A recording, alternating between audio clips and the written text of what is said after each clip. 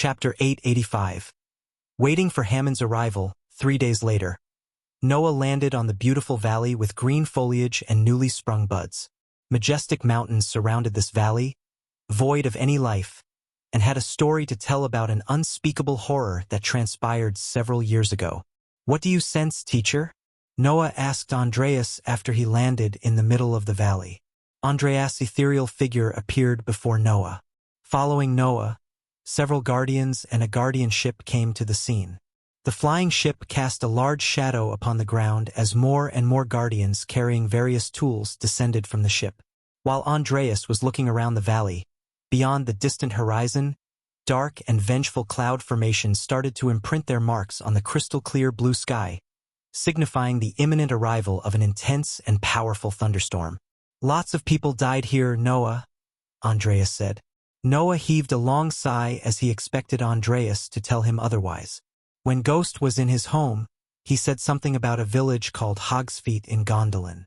The moment Noah asked Hammond about this village, Noah saw the utter terror and shock in his eyes. Noah didn't want to believe Ghost was wrong about Hammond.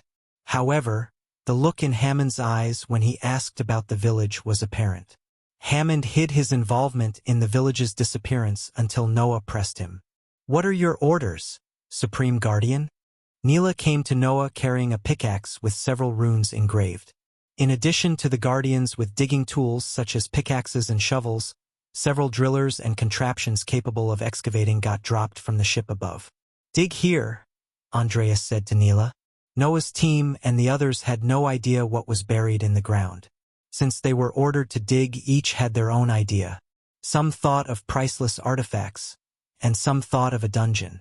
As the first drilling contraption penetrated the ground, strong gusts of wind were unleashed and started to impulse the dim and murky clouds closer and closer. The once clear sky was steadily engulfed by darkness. Clusters of storm clouds washed away the sky's brilliant colors. These dark clouds created irregular openings in the nebulous sky, simulating a vast abstract painting with every imaginable color. The air started to feel thick and heavy, as though it was trying to suffocate the valley. Howling and wailing came the barren wind as darkness enveloped the valley. Noah looked up at the darkness in the sky and imminently thought of Ghost, the god of darkness. He felt like Ghost was watching and laughing at them. "He is going to be right again," Noah said. "No, Noah. He just sees the darkness in everyone and assumes the worst of them." "You do the opposite," said Andreas. "Maybe I should change how I see things." Andreas shook his head as he flew closer to Noah. He floated beside Noah and watched the guardians dig silently for a few moments. "I have lived for thousands of years, Noah. My long life has allowed me to see through people for who they are. Hammond is no murderer. We don't know the complete story of what really happened here or who was responsible for it. But I can tell you one thing, the Empress was in on it. Nothing would happen without her knowing, so how did she not know what happened here? And ask yourself this question, how did the Dark Lord know about this?" said Andreas. A sudden bolt of lightning shattered the darkened and ominous sky in the utmost vicious manner, snapping Noah out of his train of thought. Earth-shattering rumbles of thunder followed the lightning and sent shockwaves to the surrounding areas pugnaciously. Then, for a short moment, everything retreated into oblivion. The relentless wind held its breath and intensity. Abruptly, several twisted streaks of pure light tore open the dark sky, opening the way for a heavy downpour. The rain came down from the sky like an army of miniature arrows, destroying everything in their paths. Bolts of giant lightning, devastating thunders, and unpredictable rhythms of the merciless torrential rainfall unleashed the evil force of nature.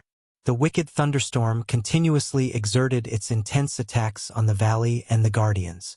The sky had opened, releasing continuous heavy rain, which flooded every corner of the valley, filling the holes created by the contraptions.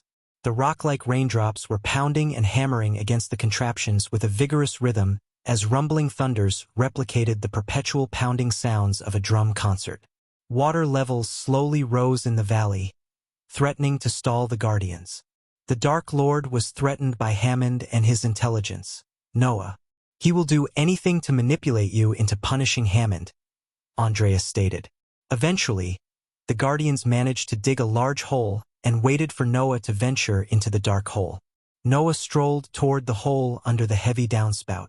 When he reached the edge, Neela and his team of elites, including Alvaro, came to his side. "What do you hope to find in there, Supreme Guardian?" asked Neela. However, Noah did not give them any answer. Instead, he just stepped forward and fell straight into the hole. While falling down, Noah summoned a ball of light to illuminate his surroundings. He descended for a minute but saw nothing but mud around him. When Noah hoped everything Hammond said would turn into a dream, he began to smell the strong stench of rotting corpses. The smell overwhelmed Noah and almost made him throw up his inside out. Noah immediately stopped descending and formed a bubble around his face to filter the air. Even for a god like him, the stench was too much. He slowly descended down with an orb of light hovering above his head until he saw a face in the mud. Noah was taken aback by the sudden appearance of the rotten face in the mud as he flew back a meter. The face had yellowish eyes as skin slowly fell down, revealing grayish facial bones. The face looked fresh despite being buried in the ground for 5 years. Once Noah returned to where he saw the face, he touched the head as it fell off from the mud. Soon, Noah conjured several orbs of light and willed them to float around the hole. To his shock, the light illuminated countless bodies, barely decomposed to the bones. In fact, something kept the bodies from decomposing. Noah's heart sank, looking at the bodies buried within. He even noticed children among them. "Am I the only evildoer and criminal in your eyes?" The Dark Lord's words rang in Noah's head. "Hammond had a hand in all this," Noah mumbled under his breath. "The dwarves forced him to build that device, Noah," said Andreas. "They had his girlfriend. He had no choice," Andreas sighed. "These people need a proper burial." Noah couldn't think about Hammond or anyone except the poor people buried alive in their own village. Since the Empress sought after everyone who had a hand in the Hogsfeet village massacre, Noah had nothing to do except give the villagers a proper burial. They deserved it that much. With a heavy heart, Noah flew upward and exited the hole. Noah felt a lump in his throat as he couldn't utter anything. His heart bled for the villagers and wanted to rip those dwarves to shreds. The killing intent he buried deep within started to slip through his heavy heart. Fortunately, the dwarves who were responsible for the massacre were hung to death by the Empress. "Neela," Noah called Neela. "I want to meet the leader of Han Torum." "Set up a meeting," said Noah. Looking at Noah's eyes burning with rage and anger, Neela dared not to question him even though she had so many. "Would you like me to do anything else, Supreme Guardian?" asked Neela. "Dig out all the bodies inside. I want to give them a proper burial." Noah's words stunned Neela. Bodies were the last thing she thought were buried in the ground. After issuing the orders, Noah flew away from the valley to clear his head. He wanted to be alone to calm his mind and soul. Just after Noah left the valley, a dark-robed figure landed on a mountaintop from where one could see the entire excavation.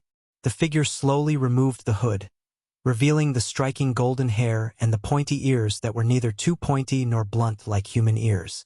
On her forearm, she had a black spider with glowing red eyes tattooed on it. Looking at the excavation site, the half-elf placed her hand on her ear. "Elder Trista," the half-elf talked in the sweetest voice. Her voice could alone seduce even the most strong-hearted man. "I have eyes on Hogsfeet." "Good. Keep yourself hidden and wait for them to unearth all the bodies," said Trista. "Remember, Spider, this is a simple task, so do not fail me. Lenora's life depends on your success." "Come on, Elder Trista. I have finished much harder tasks for Elder Lenora. This is just a simple monitor and report. If anything, this task is way beneath my standards," Spider snickered. Read Chapter 648 Vampire Death Squad to refresh your memories. It would be a simple task if Noah Winston wasn't there. The Dark Queen wants you to locate the one called Hammond without alerting Noah of your presence. Elder Trista, what if that human doesn't show up as the Dark Queen says? "I could track him down," said Spider. "Apparently, Hammond has a hand in their deaths. So the Dark Queen believes the guilt in him would bring him here to pay his last respects." I agree with her. Humans like him tend to fight their guilt by doing pointless things, said Trista. If what I heard about Hammond was not an exaggeration, I doubt Noah would let him out of his sight. How does the Dark Queen plan to take him down when the Supreme Guardian is around? Asked Spider. Who says anything about the Dark Queen taking him down? Trista asked Spider. Her silence spoke more volumes, and the mere thought of seeing him stirred the excitement Spider hadn't felt in years. Report to me as soon as you see Hammond. Then, you might get to see the Dark Lord as you wished. Chapter 886. The Dark Lord sends his regards. The Phoenix Island glistened beneath the full moon like a jewel atop the clear blue sea. A couple of ships sailed toward the island to conduct business with the Phoenix Manor. To the naked eye, Phoenix Island looked no different than before. However, the entire island had a defensive array that formed an energy dome around the island. Lord Julius, the leader of Phoenix Manor, spared no expense in increasing the island's security. He was one of the few who made enemies out of Ghost while still a body-strengthening stage warrior. At that time, Julius never considered Ghost the Dark Lord, the most feared person in the world. Is this the place? Asked Vidora, sitting atop Gaia's shoulders. A big burly figure standing almost 7 feet tall hovered behind Gaia with a giant axe on his back. The big man's eyes glistened like rubies under his dark hood. I doubt they would give us a warm welcome, so we should let ourselves in, Gaia said coldly. What a pity. That fool should have accepted our offer, Saber sighed. 2 days ago, Gaia sent one from the Dark Army to Lord Julius regarding a meeting between him and Gaia. She wanted to establish an alliance to distribute the Red Bliss, Michael's new brew, throughout the Elon and Azer continent. Despite what happened to her during her last visit to Phoenix Island, Gaia decided to forgive Julius and be a better person. To be honest, Gaia needed Lord Julius' connection and his operation to distribute the Red Bliss efficiently. Not that Gaia could not build a distribution system, but it would take at least a year to create a large-scale operation like Lord Julius. The Dark Army needed a revenue stream as soon as possible.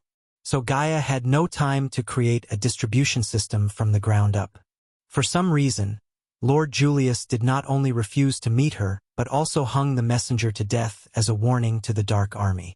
Now that Lord Julius had dared to kill the Dark Lord's man, Gaia decided to visit him personally. As she slowly floated toward the island, Gaia took out a golden scroll and tore it in half. Countless golden pecks of light scattered from the scroll as they formed a glowing rune in the air. The rune vibrated for a moment before dashing toward the island. Gaia watched the rune fly until she saw the rune hit an invisible wall and create ripples in the air. The rune was stuck to the energy dome as Gaia tore another golden scroll. Just like before, another rune appeared from the specks of light and flew straight to the rune. When the two runes came closer, they merged to form a glowing sword that cut through the energy dome. Once the sword created an opening for Gaia, she squeezed through the cut with the big burly man. The golden sword formed from the runes vanished after a few seconds as the cut in the energy dome slowly closed itself. I know Elidar's rune will work, said Sarba. Shoo! Gaia shushed them as she noticed several guards flying around the island and soldiers patrolling the island on the ground. The weakest of the guards seemed to be at the core formation stage, and the strongest was at the half-immortal stage. As Gaia expected, the half-immortal was a beastman. He had the lower body of a muscular human and the upper body of a wolf. With crescent-shaped blades, the wolf-headed man led a group of soul refiners around the island. Do you want me to take care of him, my lady? The man hovering behind Gaia asked in a thick voice filled with bloodlust. I like your enthusiasm, Bear, but let's greet Lord Julius first. If the wolf intervenes in our business, you can have him, said Gaia. Bear nodded. Gaia could have taken anyone from the vampire squad, but she chose Bear for his method of killing. According to Trista and bartender Donovan in the Vampire Tavern, Bear was the best man for the job when one needed to make a bloody statement. His monstrous physical stature, coupled with vampire traits, made Bear a ferocious killing machine.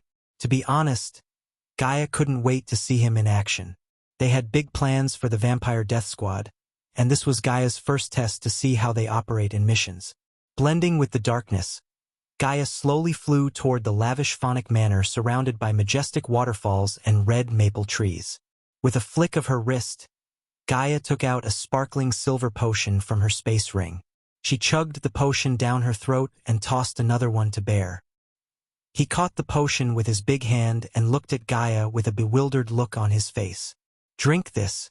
It will mask our scent," said Gaia. Since Lord Julius was a beastman, he hired most of his guards from the Beast Kingdom. These beastmen relied on their sense of smell more than their sight and hearing. That's where this potion came into the picture. Drinking the potion would completely mask all the smell coming from their bodies and make them invisible to the beastmen's noses. Once Bear emptied the potion into his mouth, he wiped off his mouth and followed behind the Dark Queen. Normally, the guards would have noticed if someone flew toward the manor, even if they were dressed in black to blend in with the darkness. However, Gaia's half-immortal cultivation stage with cosmic energy and Bear's vampire trait made them fast enough to avoid all the guards outside. Thanks to the potion, even the half-immortal stage wolf failed to sense the intruders. Instead of foolishly barging through the front door, Gaia targeted the open window on the 4th floor of the mansion. She was able to fly straight through the window, slightly adjusting her body, but Bear couldn't get his body through. So Gaia had to look around the empty room and help Bear get through without breaking the window. "I would have preferred the front door," Bear growled. "I know, big guy." Gaia patted him on the shoulder with a chuckle. Meanwhile, Lord Julius was discussing the recent events with the elders in a lavish hall.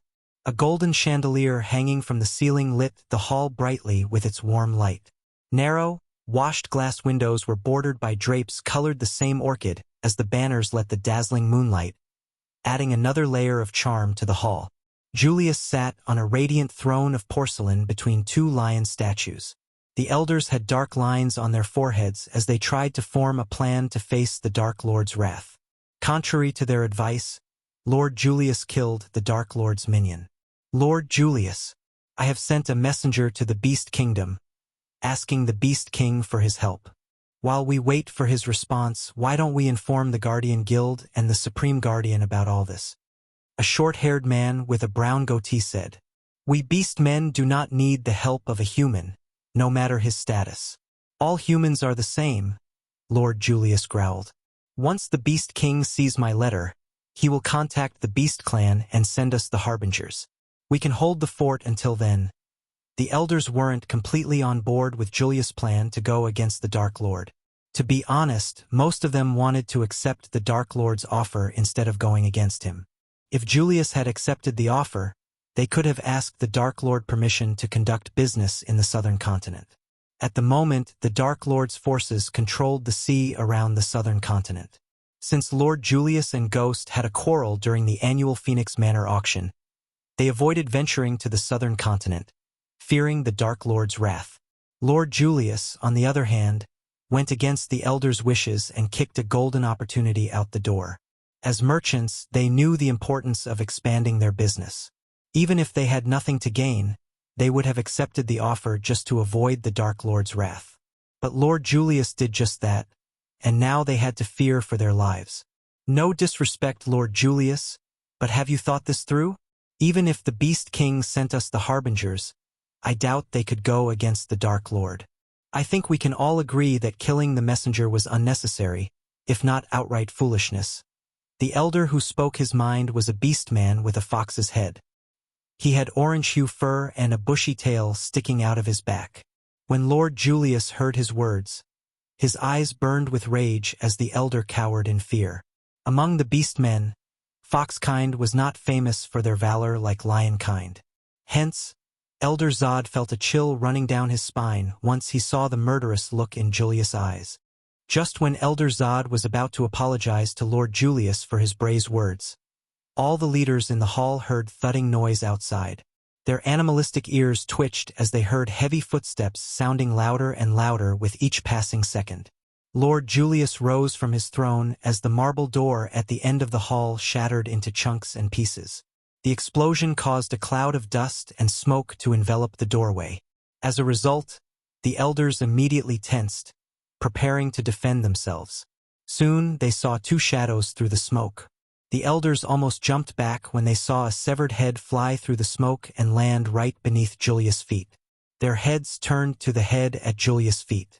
But when they heard a melodious whistling, they slowly turned around to see a young woman wearing black armor and a 7-feet-tall giant with a bloody axe walking out of the smoke. The Dark Queen. The elders immediately recognized the young woman and began to tremble in utter fear. Just the mere sight of the Dark Queen made an elder faint in terror. Under their shocked gazes, the Dark Queen calmly strolled toward them, whistling a strange tune and cracking her knuckles. She didn't bother to mind the elders but kept her unwavering gaze on Julius. "The Dark Lord sends his regards, Lord Julius," Gaia said before nodding at Bear. The next thing the elders saw was the battle axe flying toward Lord Julius and impaling his chest to his very throne. The giant axe almost split Julius' chest in half. Blood oozed out of his chest as the light of life vanished from his eyes. Gaia gave no chance for Julius to explain or even open his mouth because she was there to send a message, not to converse. Judging by the horrifying looks on the elders' faces, she could tell her message reached them all right. Chapter 887. Distribution of the Red Bliss. The elders shivered in terror as blood gushed from Lord Julius' body. The blood oozing down formed a puddle under Julius' feet and reflected the golden light coming from the chandelier. "Shoo!" Gaia shushed everyone when a cat-faced elder tried to shout out for the guards. But the elder quickly closed his mouth when he saw the Dark Queen's gaze fall on him. The others found it hard even to take a deep breath under her presence. Complete silence swept across the hall as Gaia strolled toward Julius' body. She grabbed Julius' hand, pulled out the space ring, and held it in her palm. The elders saw a dim glow appear around the ring for a moment before the Dark Queen put the space ring back on his finger. They had no idea what she did. Considering Julius was the leader of the Phoenix Manor, Gaia knew he would have millions of gold coins in his space ring. As she expected, Lord Julius did have 50 million gold coins and a pay cube. Instead of taking the pay cube, Gaia just took the 50 million. Now that she had taken care of Julius and his gold coins, she took a step forward toward the elders. Sitting atop Gaia's shoulder, Vidora scanned the elders and looked at them menacingly. The sight of a majestic creature like Vidora stunned the elders. However, they were too afraid to wonder about Vidora. After giving the elders a few moments to drown in their own fear, Gaia opened her mouth. "To the outside world, you elders sent Lord Julius away to protect him from the Dark Lord. Now who has a problem listening to me?" asked Gaia. None of the elders dared to open their mouths, although some of them wanted to shout for the guards. Yet, deep down they knew there was no point in calling the guards, especially after they sensed the Dark Queen's half-immortal stage cultivation. The strongest guard they had was a Hal immortal, but they doubted he could go head-to-head with the Dark Queen. Besides, they already made a grave mistake by killing the Dark Lord's man. Suppose they raised their hand against the Dark Queen herself. The next and the last person they see would be the Dark Lord. As experienced merchants, each of them knew when to cut their losses and agreed to the opposite party's terms. "You?" Gaia turned her gaze at Elder Zod, the fox-headed elder who dared to question Julius about his actions. While the elders were shivering in fear, Bear went to Julius' body and stood beside it. "I name you as the acting leader of Phoenix Manor in Julius' absence. Those who disagree with me, raise their hands," said Gaia as Bear slowly licked the blood trickling down from the axe handle, which sent shivers running down the elders' spines. The elders looked at each other wordlessly, expressing their fear and agreement. They all wanted to get out of this hall alive. It was their highest priority. Seeing no hands in the air, Gaia smiled. "That's more like it. What's your name?" Gaia asked Zod. "Zod," said Zod. "Zod, I am confident you will listen to what you are told and lead our Phoenix Manor to its new preposterous era," said Gaia. After giving a few moments for the elders to comprehend everything and calm their minds, Gaia continued. "I am certain each of you must have gone through countless complex business transactions. On the contrary, what I offer is simple. Distribute our products through your channels, and each will get 5% of the profit. Go against us in any way, we will kill you next of your kin and take half of your wealth as a statement." "I mean, come on," Gaia shrugged. The great right clans won't come to save you, just like they didn't come to save Ithalin. They witnessed the Dark Lord slaughter thousands of soldiers without raising a finger. So do you think they would come to rescue a single beastman? You know better than that. Unlike them, the Dark Lord takes care of those who follow him. He can make you a very rich person or a dead one. The choice is yours, said Gaia. Now, if you have any questions, you may ask them. Zod was the first one to question the Dark Queen. The others were still too afraid even to take a breath, let alone question her. My lady, what are we going to distribute? Asked Zod. Red Bliss, a new kind of beverage. Trust me, it's going to replace all the ale, beer, and everything the people drink now. The dwarven ale is like muddy water compared to what we are about to distribute. The Red Bliss. Gaia paused for a moment and went on. You will receive the first batch tomorrow. Distribute them for free. Give people a free taste of our product and hook them in.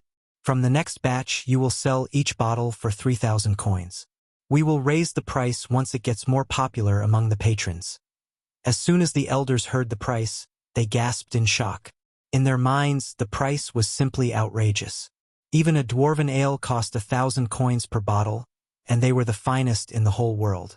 Only the rich could afford such pleasantries. Unfortunately, the percentage of the poor outnumbered the rich. When it came to food and drinks, any merchant would target the poor because of the wider customer base. Selling a bottle for 3,000 coins seemed like an impossible task. The elders opened their mouths and quickly closed them, fearing their words would bring nothing but the Dark Queen's wrath upon them. Judging by the looks on their faces, Gaia knew what they were thinking. In fact, she could read them like open books. I did say give the first batch for free. Just do as I say and watch the Red Bliss take over the world. Soon, we are going to be swimming in gold coins. Tell them about the brew's origin. Iag whispered into Gaia's ears. And yes, the smile on Gaia's face vanished as she said, I know you have policies against revealing a product's source or origin. But if you are pushed by the Guardians, for example, the Red Bliss comes from the southern continent, and that's all you could say. And don't fret about the Guardians for now. The Dark Lord will handle them. You just focus on the task at hand.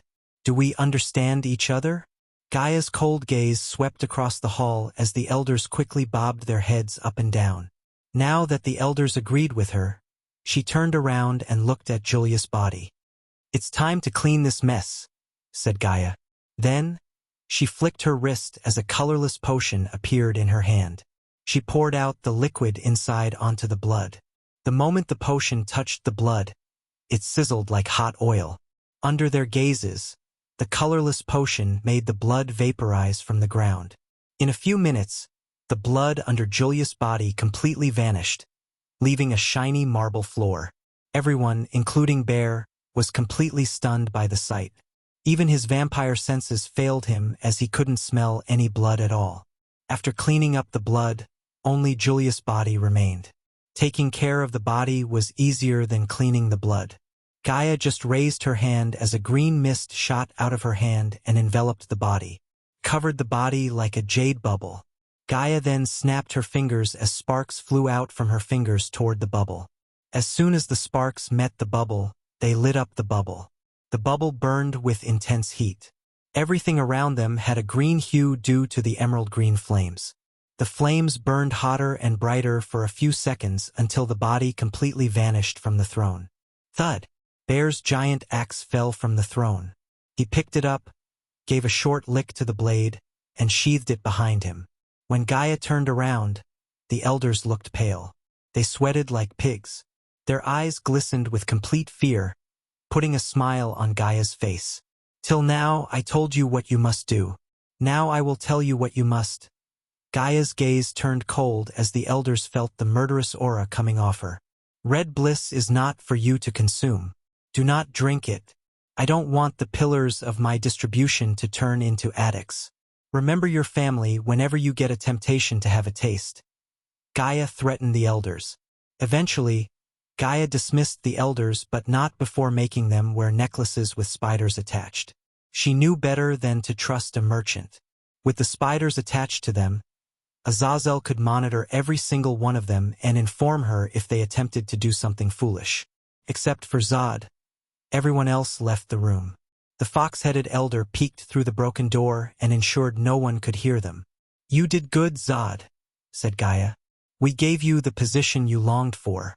I hope for your sake you don't do anything foolish once you ascend to that throne." Gaia pointed at Julia's throne. The elders thought it was random that the Dark Queen chose Zod as the next leader. To be honest, they were relieved to see someone else get chosen. What they didn't know was Zod made a deal with the Dark Queen before even she arrived at the manor and killed Julius. Thanks to Sadie and her girls, he was able to contact the Dark Queen and ask for the Phoenix Manor throne in exchange for his undying loyalty. His proposition turned Gaia's initial plan of slaughtering everyone in the higher-ups to kill only Julius and make Zod the next leader. Her plan worked flawlessly, to say the least. "I want dare, my lady. I will serve you till the last breath." Zod knelt down before her and pledged his loyalty once again. "But my lady, what about the Harbingers? What if they tried to meddle with our business?" asked Zod. "They aren't the only death squad, Zod." Gaia smiled like a devil. Chapter 888. Sea bandits far away in the Crystal Ocean. Mutrad flew above the ocean with Michael. They were heading for the realm of sea folk under a magical starry sky. The only companion they had was the dazzling moon in the sky.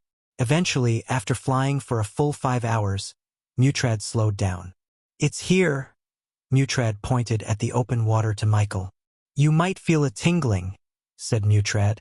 With a nod, Michael agreed to Mutrad cast the spell needed to dive into the water and travel to their homeworld.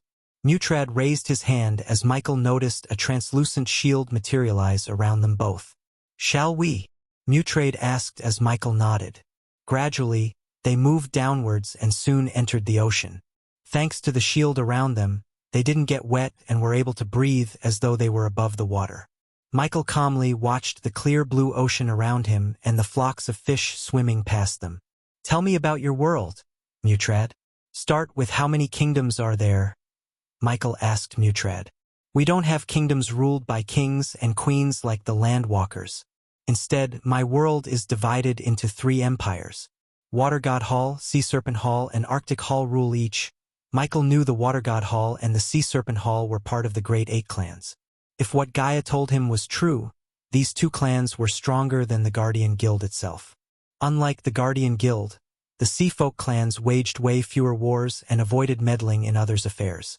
Each of them is not a clan per se, but an empire itself. Michael took a mental note of everything Mutrad said. The earthen who forged the medallion is in the Sea Serpent Hall. While Michael was flying with Mutrad, he learned a few things about the Sea Realm. For instance, the sea folk had 5 races: mermans, earthens, wraiths, inferiors, and giants. Mutrad belonged to the wraiths kind, who could transform into humanoid form to walk the land.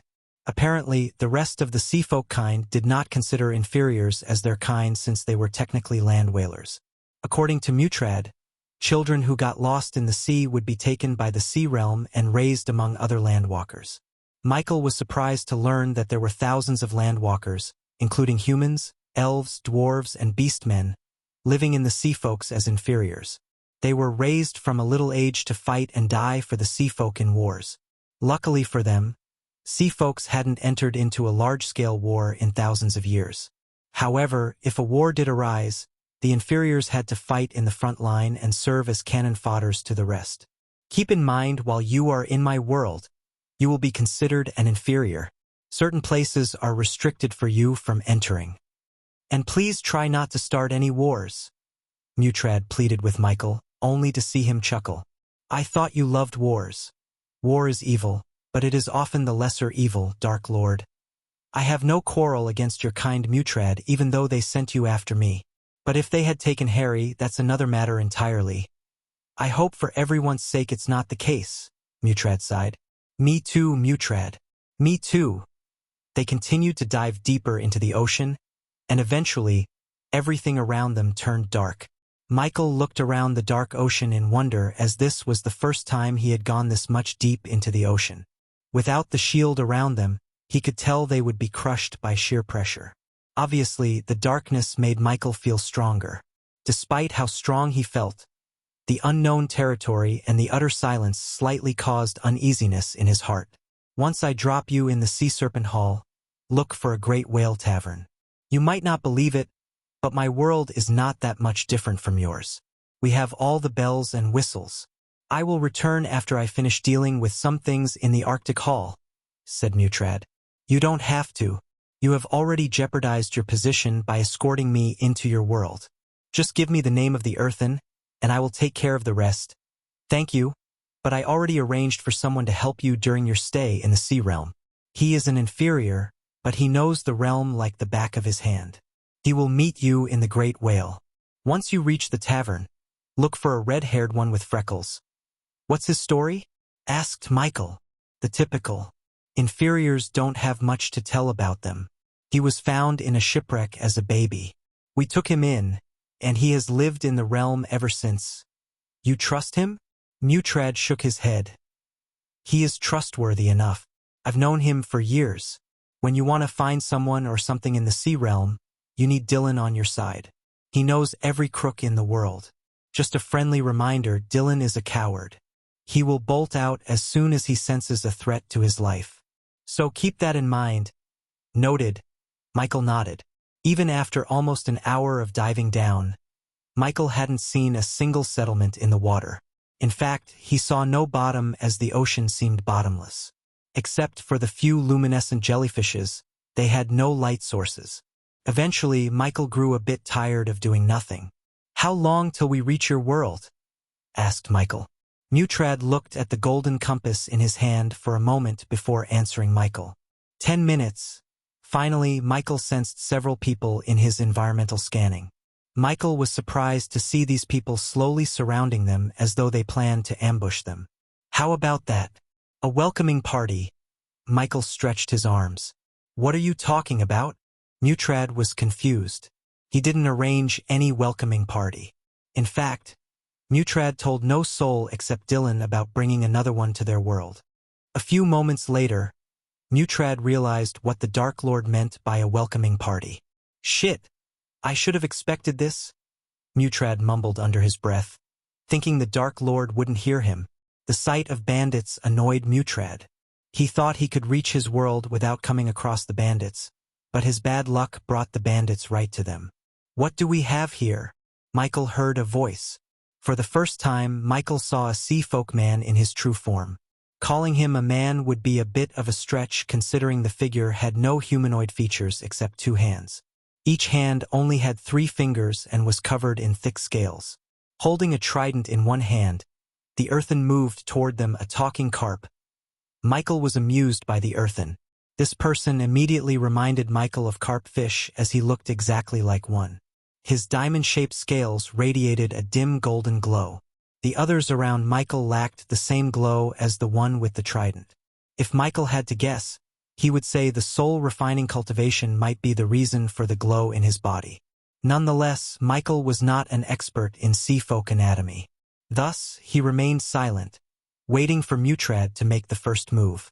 Something told Michael that Mutrad and the Earthen were no strangers to each other. In the Earthen's eyes, Mutrad stood beside just a weak body-strengthening stage inferior. Since Michael didn't mimic a fusion stage warrior's energy radiation, the bandits naturally thought of him as an inferior who grew up in the Sea Realm. Anyone else, namely any outsiders, must be at the fusion stage to survive the pressure despite having a sea folk kind and their shield. The young master of House Helrid is trying to enter the Sea Realm through the back door. What a strange sight indeed. The Earthen holding the trident said. Despite being in the water, Michael heard the Earthen loud and clear. This does not concern you, Cato. Move away, Mutrad growled. I beg to differ, my friend. The Earthen shook his head. Then he slowly started to circle around them. Michael watched the Earthen and his underlings surround them without uttering a word. To be honest, Michael was amused by the talking fish and wanted to see where this was going. You are in my backyard. The last I checked, you didn't ask my permission to step into my backyard. So what should I do with you? Cato rubbed the strand of hair hanging from his chin. Cato, for your sake, leave us alone. We can settle whatever dispute we have later. Mutrad tried to save Cato from the Dark Lord's wrath. Although Mutrad was at the fusion stage, He wasn't strong enough to take on all the earthen around him. It was an earthen territory where they had the advantage of home ground. Most of Mutrad's spells wouldn't work in the water as they would in any of the three empires. Besides, if Mutrad went all in, it would certainly draw some unwanted attention, or worse, the attention of the giants. Cato was surprised to see Mutrad, the arrogant young master of House Haldred, trying to talk his way out instead of battling. You and I both know how much I loathe the landwalkers. I killed my fair share of them. But recently a human has inspired me. You must have heard of him, given you spent the last year among the landwalkers. They call him the Dark Lord. The moment Michael heard Cato talk about him, he was pleasantly surprised and shocked to see his reputation had reached some bandits in the sea realm. A year ago, he took over those pesky pirates and united them under his rule. When me and my brothers expected him to pillage and wreak havoc among the merchants, he surprised us by not doing that. You know what he did? Cato paused and moved to meet Mutrad in his eyes. He put a rule that to conduct business in his waters safely, the merchants have to pay a percentage of what they transport. Now some of my brothers thought, why take a pie when you can have the whole pie? Do you know what I said? Cato waited until Mutrad shook his head. I said if you take the whole pie forcefully, the people will eventually stop bringing pie altogether. But if you take one piece from one pie, they wouldn't mind it and will keep bringing them. All we have to do then is do nothing and enjoy the tributes. What are you getting at, Cato? Mutrad snarled. Just like the Dark Lord, a silly name if you ask me. Cato laughed as Mutrad glanced at the Dark Lord, who seemed calm as usual. I want a piece of what you have. Cato's voice completely turned colder. Soon, his underlings summoned their weapons out and raised them against Michael and Mutrad. Hand over your space rings. Both of you, Cato threatened them. Mutrad was abruptly cut short by Michael. When Cato saw the inferior move in front of Mutrad, he frowned. Let me ask you something, Cato. What do you taste like? Asked Michael as black lightning bolts began to crackle around his wrists. Chapter 889. The reign of terror begins. Cato stood before Michael, his small frame relaxed with confidence. He had no idea that the human before him was the Dark Lord in disguise. To Cato, the human was just another inferior, one that he could easily kill with a single stab. An inferior with some balls. You think you're powerful? Ha! You're nothing compared to me. Cato spoke with his chin held high and a smirk on his face. He looked around at his minions with a dismissive glance before settling his gaze on Michael. Are you daft or something, human? Cato scoffed, his eyes glinting with amusement. Take a good look around you. You're outnumbered, outmatched, and out of luck. Any one of us could tear you to shreds without even breaking a sweat. He pointed his fingers at his minions around Michael and Mutrad. You really thought you could take on a group of seasoned warriors like us? You must be either incredibly brave or incredibly foolish. Which is it? Cato then turned his gaze to Mutrad, who knew the situation had gone out of his hands. Instead of amusing Cato with words, Michael just narrowed his eyes, focusing all his power on the arrogant fool in front of him. The Dark Lord had had enough of Cato's antics, and he was ready to put an end to them once and for all. Floating outside the energy shield, Cato sensed the Dark Lord's approach and snarled, baring his razor-sharp teeth. But before he could raise a finger, the Dark Lord unleashed his power without hesitation. From his eyes shot powerful black dark beams, each one slicing through the water with deadly accuracy. Cato recoiled as the beams struck it, his scales sizzling and smoking from the intense heat. Since Michael wanted to prolong the battle for his own amusement, he didn't go all out in the battle. Thus, Cato survived the dark beams and shouted at his minions to strike them down. Break their shields and end them. Cato's scream echoed through the water. Despite the number of bandits around them, Michael held his ground. His power was overwhelming, and he showed no mercy. Each time the Dark Lord fired, the laser beams penetrated the head of a bandit, ending their life. The water boiled and sizzled as the beams sliced through the water with deadly accuracy, leaving a trail of smoking corpses in their wake. The remaining bandits tried to dodge the beams but were too slow. As he continued to fire, the bandits fell one by one, their bodies jerking and convulsing as the beams struck their heads, leaving a bloody hole right between their eyes. Ding! Congratulations to the host for killing a core-strengthening stage earthen bandit. The reward is 200,000 experience points and 4,000 badass points. Ding! Congratulations to the host for successfully being a badass. The reward is 7,000 badass points. In a few blinks of an eye, Michael ended the lives of all 10 bandits except Kato. Michael didn't even leave Mutrad's energy shield. All he did was stand his ground and fire dark beams. Considering the power gap between them, the bandits had no chance against Michael. As Michael slowly floated toward Kato with Mutrad, his eyes glowed in an ominous black. The water around them seemed to darken as the energy from his body rippled through the water.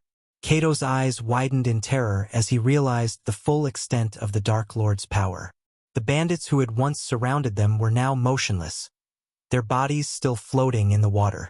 Their swords and spears lay forgotten at their sides, their lifeless eyes staring blankly into the distance as blood reddened the dark water. Kato's mind raced as he watched Michael approach. He knew he had to act fast if he was to stand any chance against this dark force. He tried to swim away, but the Dark Lord was too fast.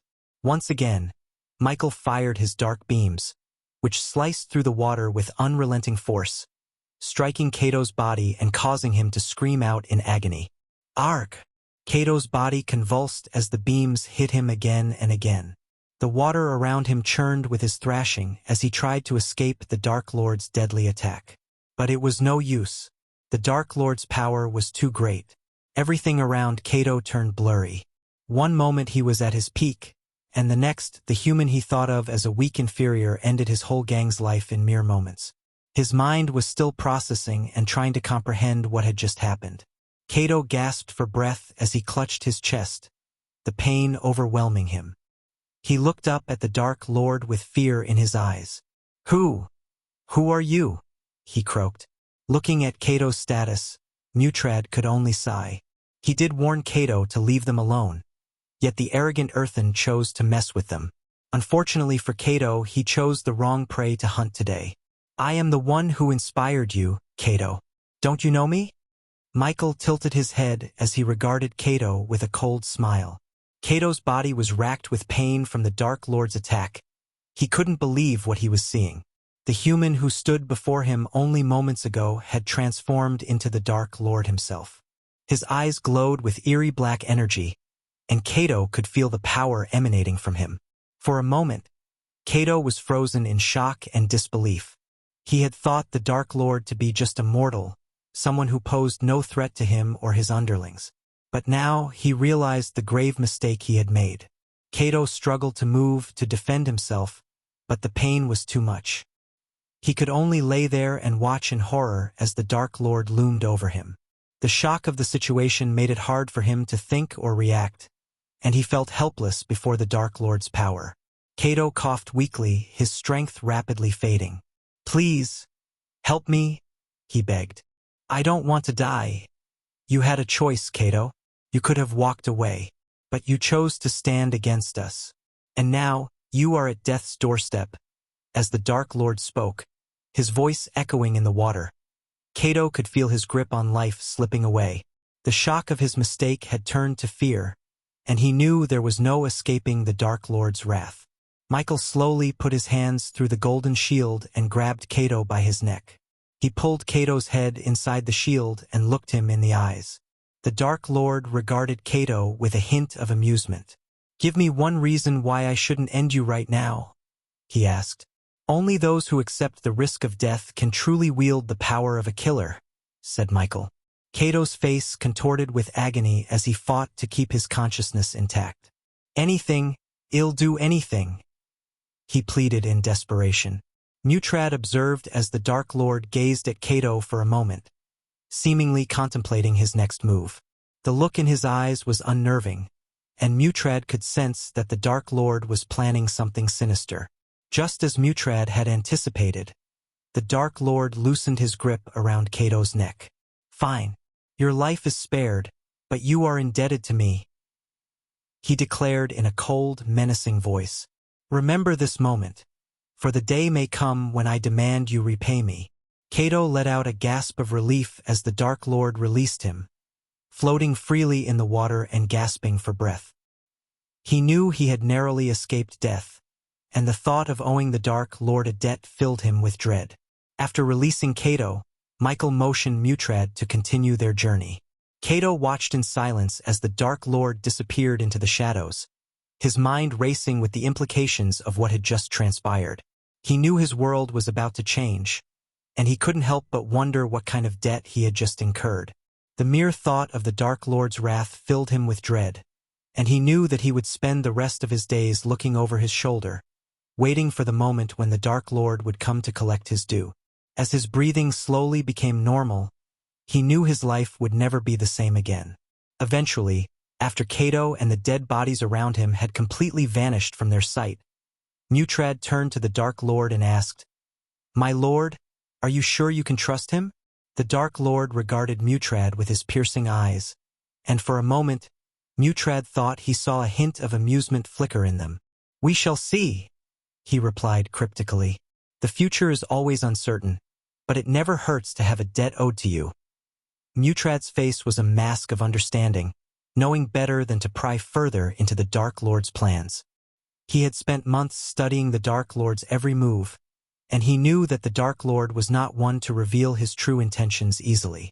As they moved through the clear dark waters towards the city of Serpent Hall, Mutrad couldn't shake off the sense of unease that had settled deep within him.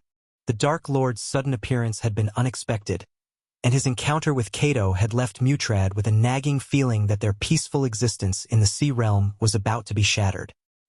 He stole a quick glance at the Dark Lord, who floated effortlessly beside him, his black robes billowing in the current. The Dark Lord's piercing gaze was fixed on the distant water, and Mutrad couldn't help but wonder what other surprises the Dark Lord had in store for them. A shiver ran down Mutrad's spine as he relived the memories of the Dark Lord's wrath. The sight of Ithalin's soldiers and the royal family of Thusia being mercilessly slaughtered and reduced to ruins by the Dark Lord was etched into his mind. It was a gruesome display of the Dark Lord's power and utter disregard for life that left Mutrad with a deep sense of unease. He couldn't help but think about the safety of his own world. Mutrad had made the decision to serve the Dark Lord in the first place to protect his world from the same fate as Ithalin. But as he glanced at the Dark Lord beside him, he couldn't shake off the feeling that something sinister was brewing. Mutrad knew the Dark Lord was capable of anything and was determined to do whatever it takes to prevent his world from becoming another Ithalin. Chapter 890. The City Beneath the Sea. Finally, Michael drifted through the dark water and spotted something in the distance that made him rub his eyes in disbelief. It was a glimmering city, seemingly made of white coral and shimmering pearls, resting on the sea bottom. The city was surrounded by a shimmering energy field that sparkled, protecting it from the surrounding waters. It sparkled and glimmered like a giant luminescent pearl, casting a radiant glow over the surrounding waters. The dome, the creation of the sea realm's most skilled runemasters and blacksmiths, was a true marvel of magical engineering. It was composed of a series of intricate runes, each infused with magical energy that worked together in perfect harmony to form a barrier. This barrier prevented water from flooding the city, even in the fiercest storms.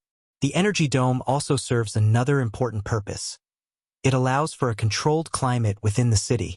Because the dome keeps the water outside at bay, the temperature and humidity levels within Atlantisia can be carefully regulated to provide the ideal environment for its inhabitants.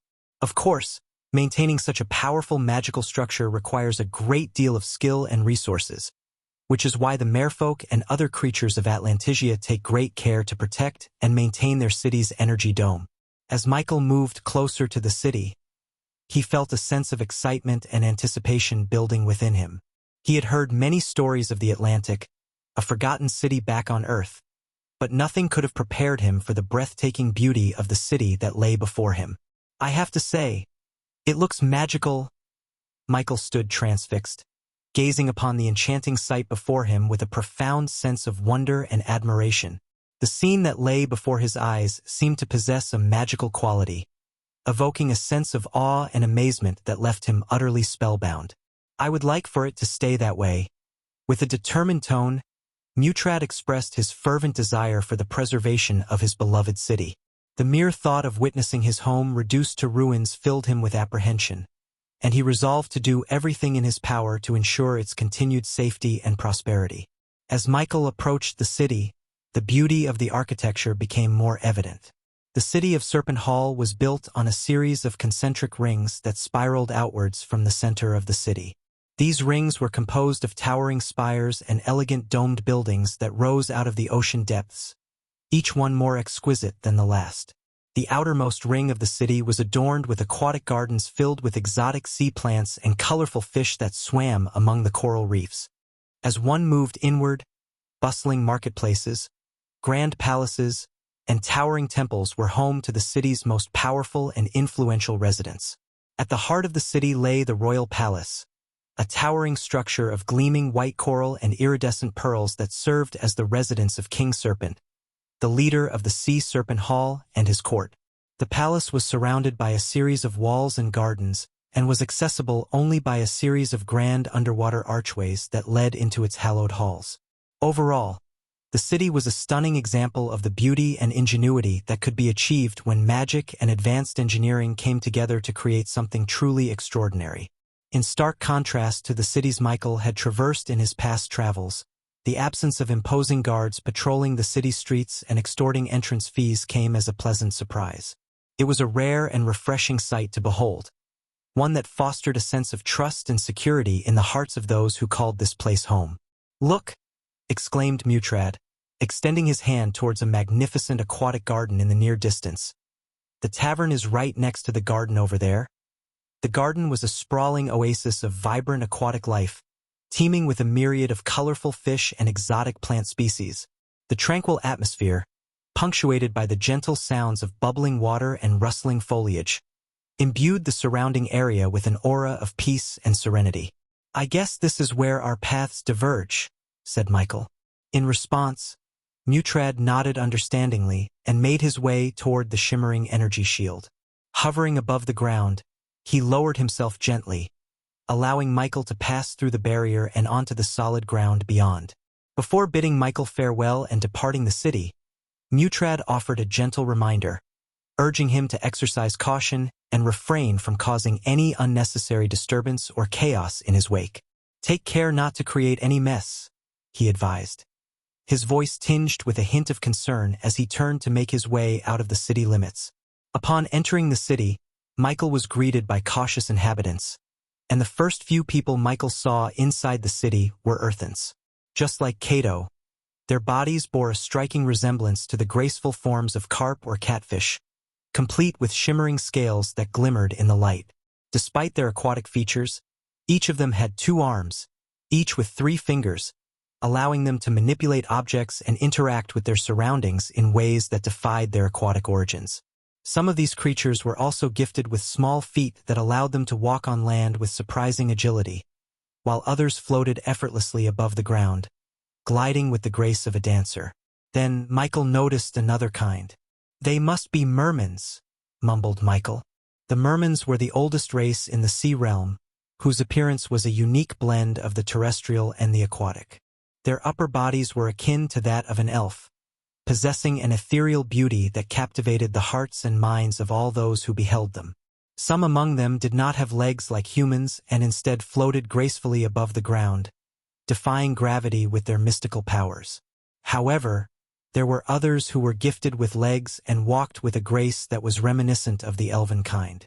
As Michael continued to stare at the people before him, he noticed a peculiar sight: humanoid creatures walking upright on 2 feet, appearing to be human at first glance. Yet, upon closer inspection, he realized that something was amiss. Had he not known Mutrad, he would have been convinced that these beings were indeed humans. But as it turned out, they were wraiths, shapeshifters who had taken on the form of humans with an uncanny resemblance that made it difficult to distinguish them from the real thing. The wraiths were an enigmatic and elusive race of shapeshifters whose powers of transformation knew no bounds. Though their origins were shrouded in mystery, it was widely believed that they were ancient aquatic creatures gifted with the ability to take on the guise of any form they desired. Despite their mastery of the art of transformation, the wraiths possessed several unique features that set them apart from other shapeshifters. Their aquatic nature was still apparent in their true form, with their skin bearing a translucent quality and shimmering with an ethereal glow. Their eyes were large and luminous, with a piercing gaze that seemed to penetrate deep into the soul of any who met their gaze. In their true form, they had long, slender tails that trailed behind them, and their movements were fluid and graceful, akin to that of a fish. When they took on the form of other beings, they retained their otherworldly aura, which was unmistakable to those with the ability to sense such energies. They were known to possess a deep understanding of the forces of nature and magic, and were said to be gifted with the power of telepathy, enabling them to communicate with others on a level that transcended the limitations of language. Michael walked through the enchanted garden, his senses overwhelmed by the sights and sounds around him. The garden was a fantastical haven adorned with mermaids gracefully gliding through its lush flora, their tails shimmering like jewels in the ethereal light emitted by the glowing orbs that dangled from the branches. Wraiths flitted about the garden, their features shifting and changing with every passing moment. Earthens scurried among the flowers and trees, their scales gleaming in the dappled light. The air was filled with the fragrance of blooming flowers and the sweet songs of exotic birds. Everywhere Michael looked, there were new and wondrous sights to behold. Each corner of the garden seemed to hold a new secret, a new marvel to behold. Strange and exotic plants bloomed all around him, their colors and shapes, unlike anything he had ever seen before. As soon as Michael entered the garden, the mermaids, wraiths, and earthens looked down upon him with disdain. They saw him as just another inferior, someone from outside their world. Whispers and murmurs filled the air as they watched him approach. Some even backed away as if he might contaminate them with his presence. Despite their reactions, Michael pressed on, giving no damn about them. Little did the people know that he wasn't really an inferior but disguised himself as one for this mission. In his own world, he was known as the feared Dark Lord, but here he was, just another face in the crowd. When Michael passed them, he overheard some of the murmurs among the crowd. Look at that inferior, probably lost or looking for scraps. Why would an inferior be in this part of the city? They don't belong here. Disgusting inferiors should know their place. As the crowd's murmurs continued to fill the air, Michael brushed them off and headed towards the tavern. Above the entrance, he spotted a board with the words "Great Whale" etched onto it. It looked warm and inviting, with the soft glow of luminescent orbs casting a welcoming light upon its wooden exterior. Michael couldn't help but be intrigued by the lively sounds emanating from within the tavern, despite his concern for Harry. He wondered if any of the patrons had seen or heard anything about his son's whereabouts, although he very well knew it was unlikely. The scent of spiced seafood and ale wafts out into the street, tantalizing passers-by with promises of delicious food and drink. Michael stepped into the Great Whale and was greeted with a vibrant scene. The interior was brightly lit with candles and lanterns, casting a warm glow on the faces of the patrons. The interior was brightly lit with candles and lanterns, casting a warm glow on the faces of the patrons. Meanwhile, the sound of raucous laughter and lively chatter filled the room, creating an energetic atmosphere that was difficult to ignore. As he scanned the room, he noticed a mix of different races, each lost in their own conversations or huddled around the bar. However, one race seemed to be conspicuously missing, the mermaids. He couldn't spot a single merman in the entire tavern, and it made him wonder if they avoided socializing with other races altogether. Despite the boisterous atmosphere, Michael's attention was drawn to a group of earthens sitting in the corner, deep in conversation. He couldn't help but overhear them talking about some recent events in the city, and he wondered if they had any clues that the Dark Lord was among them. Michael's eyes adjusted to the bright interior as he scanned the crowd, searching for any sign of Dillian. He had been given the name by Mutrad, a contact who was supposed to help him find the one who forged the Sharkhead medallion. With the lively music played by a group of minstrels in the corner and patrons dancing, Michael made his way through the throngs of people, carefully squeezing between tables to avoid bumping into anyone. When he was about to ask the bartender, who was an inferior, Michael noticed someone sitting on the corner alone. In the dim candlelight on the table, Michael saw a youngster who had fiery red hair, freckles splattered across his nose and cheeks, and a fearful expression etched on his face. His eyes darted around the room as though he was ready to bolt at any moment. Michael sensed this was not the type of person to go on adventures or willingly involve themselves in risky situations. Instead, he looked like he spent a lot of time in shady places, surrounded by unsavory characters. Michael was certain that the red-haired youngster he saw was Dillian, as he matched the exact description provided by Mutrad. There was no mistaking it. Upon Michael's approach, Dylan's eyes narrowed slightly as if sizing him up with a quick once-over. However, after a moment, he seemed to relax and offer a small smile, conveying that he wasn't entirely hostile to Michael's presence. "You must be Dillian," said Michael before pulling back a chair and taking a seat opposite him. "Do you know who I am?" After Michael took a seat opposite Dillian, he asked the young man. In response, a sudden glimmer of shock and fear emerged in Dillian's eyes, causing Michael to notice how his body stiffened and recoiled slightly at the sound of his voice. A bead of sweat formed on Dillian's forehead, and his eyes darted around the room as if searching for an escape route.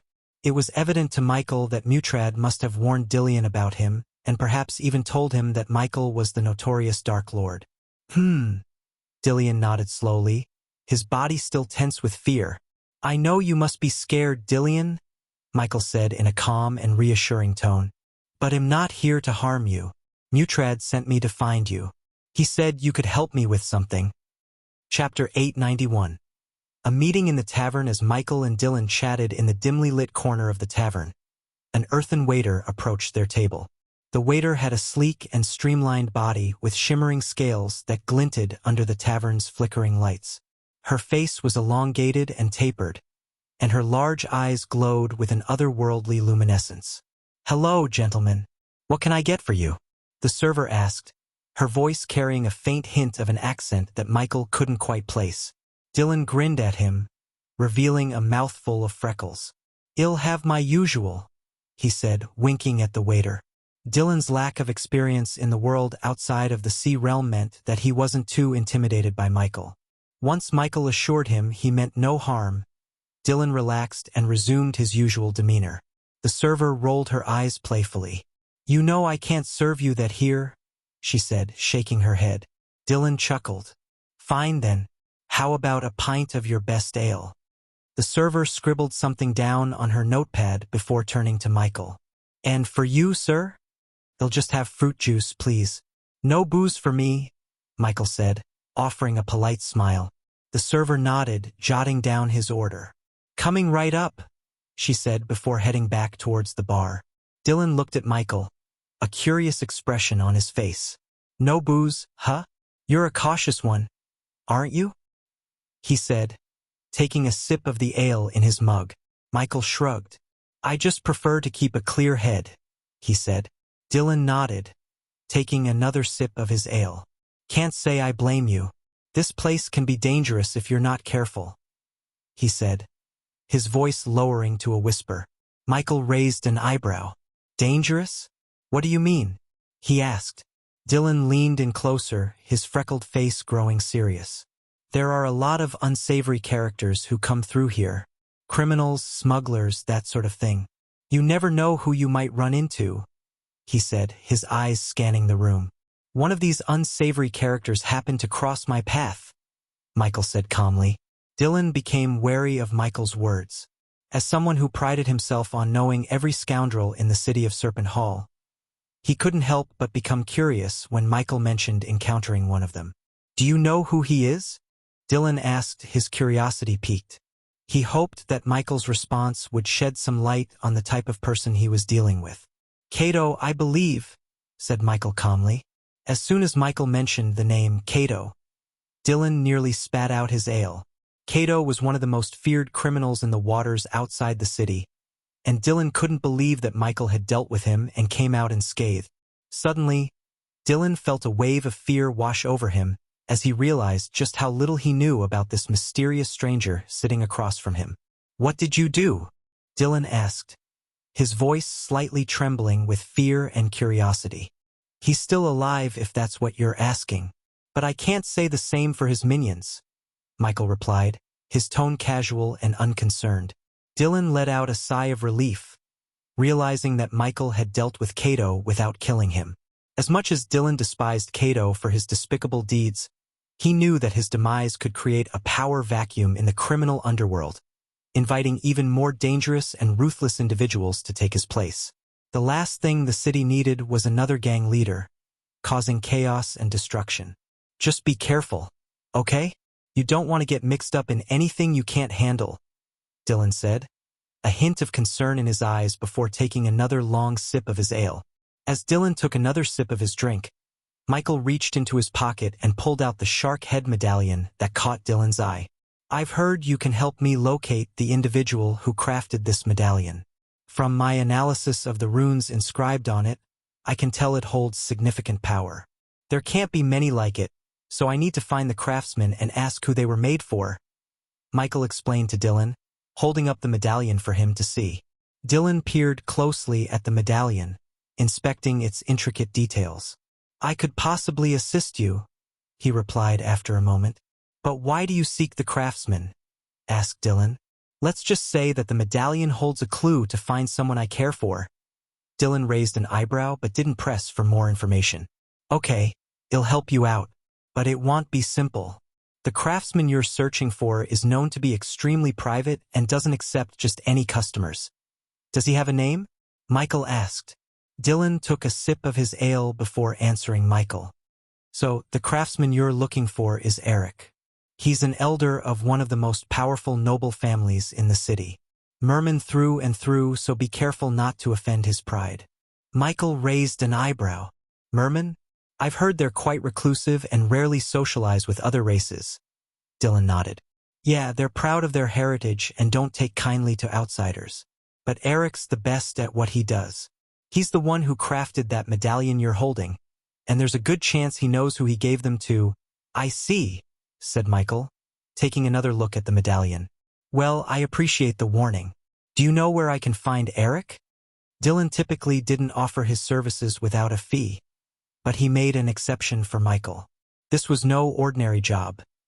Mutrad had personally instructed Dylan to do whatever Michael asked. Knowing that Mutrad would owe him a favor was worth more to Dylan than any amount of money. Dylan reclined in his seat, pondering for a moment. Actually, I think I know where to find him, Dylan said, rubbing his chin thoughtfully. Eric's nephew is the best place to start. Lucky for you, I know where to find the young lad. Only one problem though, they are not very fond of outsiders either. Well, we'll see about that. But first, let's find this nephew of Eric's. Dylan rubbed his chin thoughtfully. Eric's family runs a dance house in the city. It's quite exclusive, and only the most affluent clientele are allowed in. But Eric's nephew often visits the place. If we're lucky, we might be able to catch him there. Just one thing you should know, they don't usually welcome inferiors like us. As Michael was about to ask Dylan to finish his drink and lead the way to the dance house, the wooden door of the tavern creaked open, causing Dylan to turn his head in the direction of the entrance. His eyes widened in shock as he saw the group of mermans entering the establishment. Among them was a young man with an air of confidence who led the group, and Dylan recognized him immediately as Eric's nephew. Dylan couldn't believe his luck. Just as he was about to lead Michael to find the young man, he had walked right into the tavern. Dylan's surprise was evident on his face, and he quickly leaned over to Michael and whispered. Excitement surged through Dylan as he leaned over to Michael, his whispered words betraying his astonishment. That's Eric's nephew, he said, his eyes widening in disbelief. The very one we were just about to search for. We don't even have to leave this tavern now. Either you're incredibly lucky, or he's incredibly unlucky. Michael was taken aback to see Eric's nephew in the same tavern as him. He was used to having to perform tiresome tasks before getting what he wanted. But this time it seemed as though luck was on his side. Upon turning around, Michael saw a merman who stood tall and proud, exuding an air of arrogance. His sharp, piercing eyes seemed to size up everyone in the room, while chiseled, defined facial features only added to his commanding presence. With high cheekbones and a strong jawline, his face appeared sharp and angular. Jet black hair, styled in a sleek, sophisticated manner, was slicked back from his forehead and fell in a glossy wave at the nape of his neck. Despite his unpleasant demeanor, it was undeniable that he was undeniably handsome and had a regal bearing that demanded attention. The young merman's commanding presence drew the eyes of everyone in the room, leaving little doubt that he was used to being the center of attention. While observing the young merman, Michael couldn't help but wonder why he had chosen to enter this particular establishment. It didn't appear to be the kind of place that a proud merman would frequent. Regardless of the reason behind his presence, Michael knew that he needed to speak with him as soon as possible in order to meet Eric. One of young Master Turt's minions strode up to the tavern owner with a haughty expression on his face. "Young Master Turtis requires a table," he said imperiously. The tavern owner looked nervous but managed to stammer out a response. "Of course, sir. Right away, sir. Follow me, please." As they walked towards a table, the minion continued to look around the tavern with a sneer on his face. "Make sure it's a good one," he ordered. "Young Master Turtis doesn't like to be kept waiting." The tavern owner nodded quickly. "Right away, sir." "Here you are," he said, indicating a table in a quiet corner of the tavern. Young Master Turtis' minion looked at the table critically before deigning to sit down. "See that we are served well," he said, turning to the tavern owner. "And make sure our drinks are never empty." The tavern owner nodded quickly, eager to please the arrogant merman and his entourage. Meanwhile, the server brought Dylan's order to the table. Michael gave a nod of appreciation and leaned back in his chair. His gaze drifted towards young Master Turtis and his minions as they settled at the table that had been prepared for them. "Unbelievable," one of Turtis' minions exclaimed, shaking his head in disbelief. "Those merman girls dared us to come to this filthy tavern of all places." "I know, right?" another minion chimed in. "But we couldn't refuse. That would be a sign of weakness. I can't stand the stench of this place. You'll have to bathe for hours to get rid of it," a third minion said with a look of disgust. "And don't even get me started on the terrible music. I feel like my ears are bleeding." "At least we proved ourselves," the first minion said. "But what about the merman girls? We need to come up with a challenge that's actually worth our time." One of the minions glanced around the room, eyeing the inferiors with contempt. "Look at these inferiors," he said with a disgusted tone. "As if this place couldn't get any worse. Those girls really played us," another minion grumbled. "But we can't let them think we're weak." Turtis smirked, his eyes glinting with mischief. "I have an idea," he said, his voice low and sly. "Something that will really put them to the test. Perhaps we should wait for the opportune moment and politely request Turtis to arrange a meeting with his uncle. If we're fortunate and he's in a cooperative mood, we might have a chance to see Eric sooner than expected." Dylan scanned the group of Turtis and his minions and spoke with a low voice. "I have a quicker and more effective solution," Michael said, cracking his knuckles. Dylan felt a sense of unease from the look in Michael's eyes. Chapter 892. Michael got drunk. Michael came up with a quick plan to earn some badass points and went straight to Eric. He grabbed Dylan's mug full of ale and poured it on himself, leaving Dylan puzzled about what he was up to. Michael then stood up and pretended to be slightly drunk as he made his way towards Turtis' table. Initially, the patrons in the tavern paid no attention to him as drunkenness was a common sight there. But as he approached the table where the proud mermans were dining, the servers and other patrons began to take notice. "Hey, check out that guy stumbling around. Looks like he's had one too many drinks." "Yeah, I think he's trying to impress someone. Probably trying to get the attention of those mermans over there." "Well, it's not working. They don't seem to be paying him any attention." "I don't know, he's getting closer. Maybe he's going to do something crazy." "Oh boy, this could be entertaining. Let's see what he does." Oh, he just poured his drink all over himself. What is he doing? Maybe he's trying to prove that he's a tough guy. You know, like, look at me, I can take a drink in the face and not even flinch. Well, whatever he's doing, it certainly caught the attention of everyone in the tavern now. He's walking straight towards the mermans. This is going to be interesting. I don't think they're going to like this. They seem like a proud bunch. Yeah, they're not going to take kindly to someone interrupting their dinner. Let's see how this plays out. The patrons in the tavern began to stir with excitement. their interest piqued by the sight of Michael pretending to be drunk and approaching Tertiz and his group. Most of them were earthen and held no particular love for either inferiors or mermans. It didn't matter to them who would become the victim of the situation, as long as it was entertaining. Dillion, on the other hand, furrowed his brows at the scene unfolding before him. He had his own methods for approaching Tertiz without ruffling any feathers. As Mutrad had said, he wasn't a warrior. In fact, he was more likely to vanish at the first sign of trouble. As Michael took each step closer to Tertiz, Dylan found it increasingly difficult to resist the urge to bolt out of the tavern. Tertiz looked up from his plate and spotted Michael approaching them, swaying and stumbling as he made his way through the crowd. One of Tertiz's friends, a burly merman with sharp tusks, sneered at Michael. "What do we have here? A drunken fool stumbling his way over to us." Tertiz's lips curled into a wicked grin. Well, what do we have here?" he sneered. "Looks like a little inferior trying to make a name for himself. How amusing." His companions snickered and exchanged smug glances. As Michael stumbled closer, Tertiz crossed his arms and leaned back in his chair. "What do you want, inferior?" he spat, his voice dripping with disdain. "Do you think you can just waltz over here and demand our attention?" The patrons in the tavern watched in stunned silence, their eyes flickering nervously between the two groups. A few muttered under their breath, casting nervous glances at the door.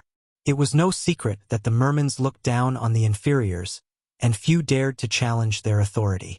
As Michael got closer, the servers and other patrons in the tavern began to whisper and point. Some even laughed at the sight of him. Michael stumbled up to their table, nearly knocking over a nearby chair. He slurred his words as he spoke. "Hey there, you guys look like you're having a good time. Mind if I join in?"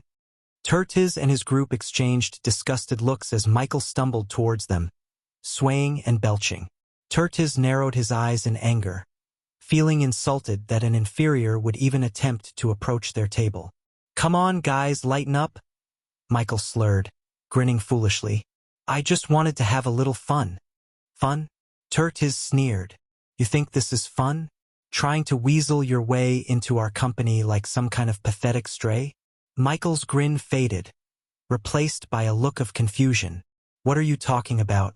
You're an inferior, boy." Tertiz spat. "A lower being. We don't associate with your kind. Now leave before we make you." The other mermans at the table chuckled cruelly, and a few of them began to stand up. Michael's eyes widened in fear as he finally realized the gravity of the situation. "I am sorry," he stammered, taking a step back. "I didn't mean any harm. It'll just go." "You're damn right you will," Tertiz growled, and the other mermans advanced on Michael menacingly. "And if we catch you trying to pull any more stunts like this, you'll regret it." Michael knew that causing this scene was just a small part of his plan to earn badass points and gain access to Eric. So he kept riling them up instead of leaving, maintaining his composure even under their insults. "You're just afraid to let me join because you know he'll outdrink all of you," he slurred, slyly responding to their jeers. The mermen sneered and laughed at Michael's remark, but their disdain only fueled his determination. He needed to find a way to impress them and prove his worth, even if it meant playing the fool for a little while longer. Dylan muttered to himself, watching the fury grow in Tertiz and his cronies' eyes. He knew that mermans didn't need much of an excuse to punish an inferior, and Michael's behavior could easily result in Tertiz killing him right then and there. Dylan felt a knot form in his stomach as he realized that he had been seen with Michael, and his association with the drunken inferior could put his own life in danger. He had agreed to help Mutrad for a favor, but he was beginning to regret it. There was no way Mutrad's favor was worth risking his life for. Tertiz could hardly hide his contempt as he looked at Michael's drunken form. He felt as though his mere presence was an affront to the merman's superiority. How dare an inferior approach them, let alone cause such a scene? Tertiz's disgust was palpable, and it seemed to grow with each passing moment. "You must be insane." Tertiz spat with a sneer, his hands clenched tightly. To him, Michael's behavior was nothing but a desperate attempt to earn respect from the mermans. But Tertiz knew that no amount of posturing or drunken antics could ever make an inferior worthy of standing alongside a merman. The sound of Michael's belch only added fuel to Tertiz's disgust. He saw it as yet another sign of inferior's lack of decorum and refinement. How could Michael even think that he could be accepted into the merman fold with such crude behavior? As the scene continued to escalate, Tertiz's disdain for inferiors grew even stronger. He saw Michael's actions as a direct challenge to his authority and superiority as a merman and would not stand for it. Tertiz's anger and disgust burned like a flame within him, fueling his determination to assert his dominance and prove the inherent superiority of the mermans over all inferiors. Finally, one of Tertiz's minions had enough. He stood up and shoved Michael with eyes burning with fury. "Get out of here, inferior!" he spat, his face twisted with anger. The force of the shove was enough to send a weak inferior flying onto the walls several meters behind. But to the minion's surprise, Michael didn't budge an inch.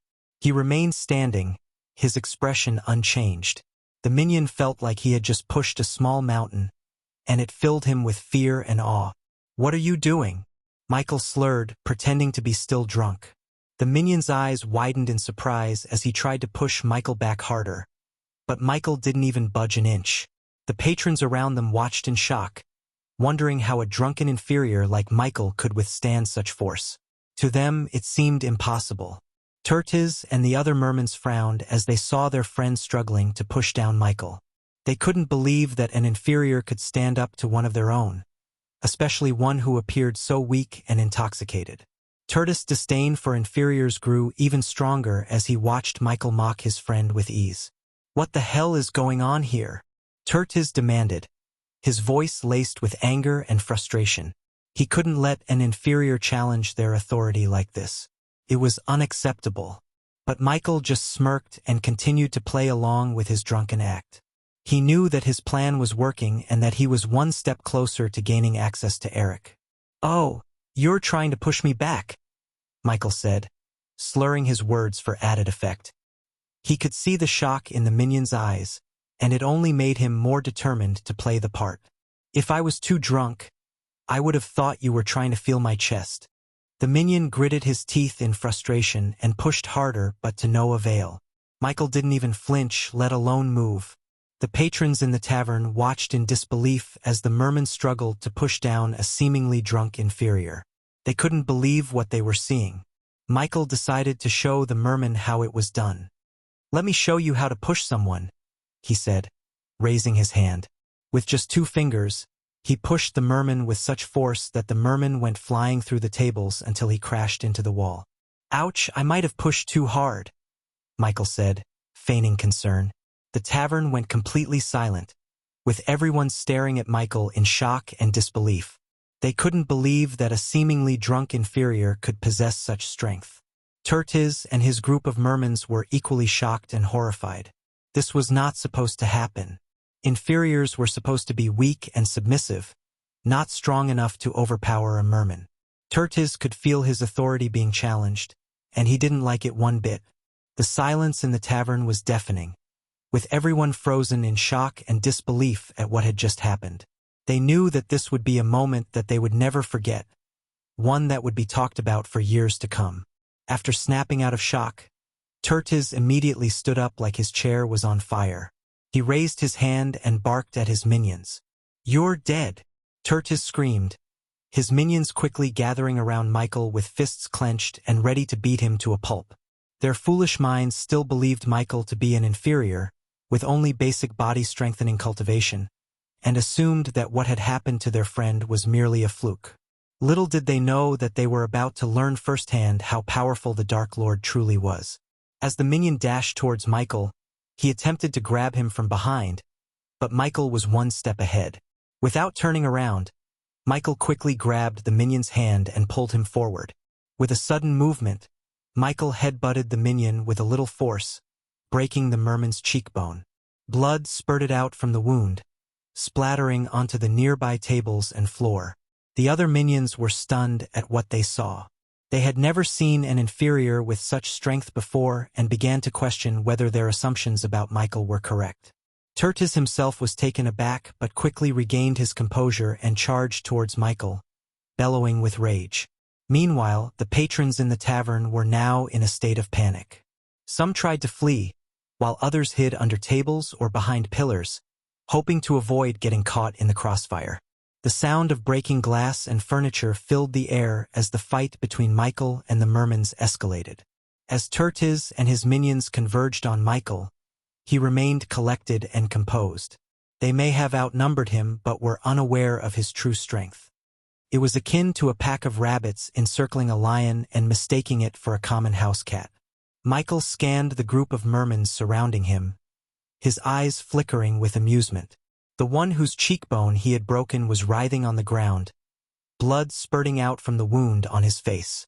The minion who had tried to push Michael was struggling to get back up, his limbs weak and trembling. The other mermans looked at Michael with a mix of shock and fear. They had never seen an inferior display such strength before. It was as if he was not an inferior at all, but something else entirely. Their arrogance and superiority crumbled in the face of this unexpected challenge, and they hesitated, unsure of how to proceed. Michael took advantage of their momentary confusion and lunged forward, grabbing one of the mermans by the arm and twisting it behind his back. The merman let out a cry of pain, but Michael showed no mercy. He continued to twist the arm until there was a sickening snap, and the merman collapsed to the ground in agony. The other mermans recoiled in horror, realizing too late that they had underestimated Michael's strength and cunning. They had never seen an inferior fight like this before, and they were not prepared for the consequences of their arrogance. As Michael twisted the merman's hand, he couldn't help but feel a twinge of pity for the mermans. Sure, they were racist and arrogant, but they just minded their own business before he instigated the fight. Unfortunately, he had to resort to violence to achieve his goal. Michael knew that he was the one who caused the commotion, and the mermans were simply defending themselves. Michael's grip tightened around the merman's hand, and he could feel the bones snapping under his grasp. He didn't intend to hurt them too badly, but the situation was escalating quickly. The other mermans were becoming increasingly agitated, and their fury was evident in their eyes. Michael could sense that the fight was about to become much more violent and dangerous. Chapter 893. Shocking the patrons, the minions weren't playing anymore. They flicked their wrists, and swords and spears materialized in their hands. The patrons in the tavern gasped at the sight. The minions charged at Michael with a ferocity that left the patrons stunned. Michael stood calmly as 3 minions came at him with weapons. The first minion charged at him, but Michael dodged his attack with a swift sidestep. The second minion swung his sword, but Michael bent down, causing the sword to miss him by mere inches. The third minion hurled a spear at him, but Michael caught it midair with one hand. The patrons in the tavern watched in awe as Michael spun the spear around, disarming the minion and tossing the spear to the side. Michael remained calm as he assessed his attackers. As the first minion charged, Michael sidestepped, grabbed an ale mug from the table, and broke it over the minion's face. The patrons winced as the mug shattered, sending wooden splinters flying and blood splattering across the table. The second minion swung his sword with all his might, aiming for Michael's head. But Michael was too quick for him. He bent down, and the sword narrowly missed his forehead. Michael then kicked the first minion, who stumbled into the second minion, sending them both crashing through chairs and onto the floor. The third minion lunged at Michael with his spear, but Michael sidestepped and grabbed a nearby chair. With a powerful swing, he brought the chair down on the minion's head, shattering it to pieces. The patrons cringed at the sight and some looked away in horror. As the minion screamed in pain, Michael silenced him with a swift punch to the face. The patrons in the tavern erupted in cheers, impressed by Michael's quick reflexes and fighting skills. They had never seen a fighter like him before. "By the gods, did you see that move?" exclaimed a patron, his eyes wide with amazement. "I've never seen anyone fight like that before," said another, shaking his head in disbelief. "That guy is a force to be reckoned with," whispered a third, watching Michael as he took down the last minion. "He's like a whirlwind," said a fourth patron, impressed by Michael's speed and agility. "I wouldn't want to be on his bad side." muttered a fifth patron, eyeing Michael warily. Is he a mercenary? Asked a curious sixth patron, leaning closer to his friend. The crowd was in awe as they watched Michael, a body-strengthening stage cultivator, take down core formation warriors in a fight without even using any spells. They couldn't believe their eyes. After knocking out 3 minions, only 5 were left except Tetris, the leader of the group. Michael decided to take down the minions first and deal with Tetris last. The remaining 5 hesitated for a moment and pondered whether to cast a spell or not. But their hesitation cost them dearly. Michael quickly grabbed a broken piece of wood from the table and kicked it at one of the minions. The wood piece flew through the air and hit the minion in the head, knocking him back. The crowd gasped as Michael slid above the table and kicked the minion in the chest, sending him flying across the room. Did you see that? He took him down with just a piece of wood, exclaimed a patron in the crowd. The other 4 minions charged at Michael with their weapons drawn. Michael calmly dodged their attacks with his quick reflexes, and the crowd was amazed by his skills. He's like a dancing leaf, so agile and quick, said another patron. One of the minions swung his sword at Michael, but Michael grabbed the hilt of the sword and pulled the minion towards him. The crowd cheered as Michael delivered a swift punch to the minion's gut, causing him to double over in pain. The other 3 minions hesitated as they saw their comrade fall to the ground. Michael seized the opportunity and knocked them out one by one. The crowd erupted into cheers as Michael stood victorious. I've never seen anything like it, said one of the patrons. He's just a body-strengthening stage cultivator. How could he defeat core formation warriors so easily? Said another. The minions lay on the ground groaning in pain, clutching their wounds. The one who had been hit by the wooden chair was bleeding profusely from his head, with splinters of wood sticking out of his skin. He whimpered as blood flowed down his face, staining his clothes. Another minion who had been hit by the broken piece of wood held his head in agony, moaning as he struggled to sit up. He had a nasty gash on his forehead, and blood dripped down his face, staining his clothes. His eyes were dazed, and he blinked rapidly, trying to clear his vision. The third minion, who had been kicked in the chest, lay on the ground gasping for breath. He clutched his chest, trying to ease the pain as he struggled to get up. But he couldn't muster the strength and groaned as he lay there, helpless. The smell of blood hung heavy in the air, and the patrons could taste the metallic tang on their tongues. They watched as Michael kicked and punched his way through the minions, leaving them battered and bruised on the ground. It was a scene of pure chaos and destruction, and the patrons were left shaken and disturbed by what they had witnessed. Bones cracked, and flesh tore as Michael battled the minions, the sickening sounds mixing with the clashing of metal. Some patrons turned away, unable to stomach the sight of the wounded minions lying on the ground, groaning in pain and clutching their injuries. The smell of blood hung heavy in the air, and the patrons could taste the metallic tang on their tongues. They watched as Michael kicked and punched his way through the minions, leaving them battered and bruised on the ground. It was a scene of pure chaos and destruction, and the patrons were left shaken and disturbed by what they had witnessed. Inferno burst. With a raised hand, Tertiz uttered the incantation for his signature spell, Inferno burst. As he did so, the air around him crackled with energy, and a bright orange glow began to emanate from his fingertips. The light grew brighter and brighter until it reached a blinding intensity, causing some of the patrons in the tavern to shield their eyes. Suddenly, with a burst of energy, a fiery explosion erupted from Tertiz' hand, engulfing everything in its path. The flames were intense and scorching hot, disintegrating anything they touched. The patrons gasped and screamed as they watched in horror. Michael, however, remained calm and collected. With lightning-fast reflexes, he grabbed a nearby round table and held it up as a shield. The intense heat of the flames caused the wood of the table to start smoking, but Michael remained unscathed. He simply stood there, holding the table steady until the flames dissipated. The patrons watched in awe as Michael emerged from the flames unharmed. They had never seen anything like it before. Some of them applauded, while others looked on in disbelief. Tertiz, on the other hand, was stunned. He had never encountered anyone who could so easily withstand his signature spell. "That was impressive," said one of the patrons, shaking his head in disbelief. "I've never seen anyone block Inferno burst with a table before."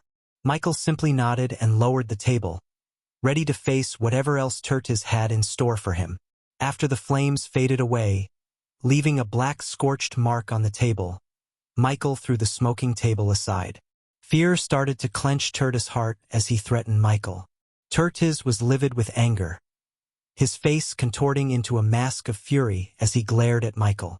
His whole body was trembling with rage, and his eyes blazed with intense killing intent. "You have no idea what you have done," he snarled, his voice low and dangerous. "We will skin you alive." But Michael was not intimidated. He knew that Tertiz was all talk and no action. Besides, Michael had a plan and was confident it would work. He had noticed some of the patrons leaving the tavern when he knocked out the second minion, and he knew that backup would arrive soon. As he faced Tertiz, Michael remained calm and collected, his eyes focused on his opponent. He knew he had to rough up Tertiz a bit to get the information he needed, but he also knew he couldn't go too far. He had to keep Tertiz alive long enough for the backup to arrive. Tertiz, on the other hand, was seething with anger. He could feel his blood boiling with rage, and his hands were shaking with the desire to strike out at Michael. He had never been humiliated like this before and was determined to make Michael pay for what he had done. The patrons in the tavern watched nervously as the two men faced off against each other. They could feel the tension in the air and knew that something big was about to happen. Some of them had already left, not wanting to get caught up in the violence that was sure to come. Others stayed, their eyes fixed on the two men, waiting to see who would emerge victorious. The aftermath of the fight left the tavern in shambles. Tables and chairs were overturned, and broken pieces of wood were scattered all over the floor. The air was thick with the smell of blood and smoke from the fire spell. Burn marks and scorch stains marred the walls and floor, evidence of the intense battle that had just taken place. Michael nonchalantly reached into his pocket, maintaining the facade of drunkenness, and retrieved the shark-headed medallion, making sure Tertiz could see it. "No hard feelings, Tertiz," he said, studying Tertiz's expression closely to see how he would react to the medallion. Just as Michael expected, Tertiz looked changed when he laid his eyes on the medallion. Where did you get it?" Tertiz's question came out in a stutter as his eyes locked onto the shark-headed medallion in Michael's hand. He couldn't believe that his uncle, who held a high position in the hierarchy, would give his creation to a mere inferior. His face twisted in a mixture of shock and anger, his nostrils flaring as he gritted his teeth. He looked as if he had been struck by a bolt of lightning, his body tense and ready to pounce. Michael approached Tertiz with careful steps, feigning drunkenness, but as he neared him, he stumbled on a loose wooden board and crashed to the ground. Tertiz lunged forward, grabbing a nearby wooden mug and smashing it on Michael's head before he could react. As Michael lay motionless on the floor, Tertiz smirked, thinking he had won. Suddenly, the sound of boots stomping on the wooden floor echoed through the tavern as the backup arrived just in time. As the merman soldiers entered the tavern, the sight of their silver scales and imposing figures sent a shiver down the spines of the patrons. They assumed that the drunk man who had just taken down Tertiz's group was as good as dead. The minions lay on the ground, groaning in pain and bleeding, their bodies battered and broken. The merman soldiers clenched their fists, their eyes filled with a glint of killing intent. However, Tertiz raised his hand, halting them in their tracks. "Stop," he commanded. "Don't kill him. Take him to my uncle. He needs to answer some questions before he pays for what he just did."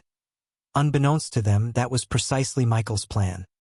He wanted to be taken to Eric, and it had worked perfectly except for Dylan, who had bolted out of the tavern, leaving him behind. Michael wasn't surprised, as Mutrad had warned him that Dylan was a coward. Chapter 894. Creator of the medallion, the merman soldiers lifted Michael's limp body with ease and hefted him over their broad shoulders as they made their way out of the dimly lit tavern.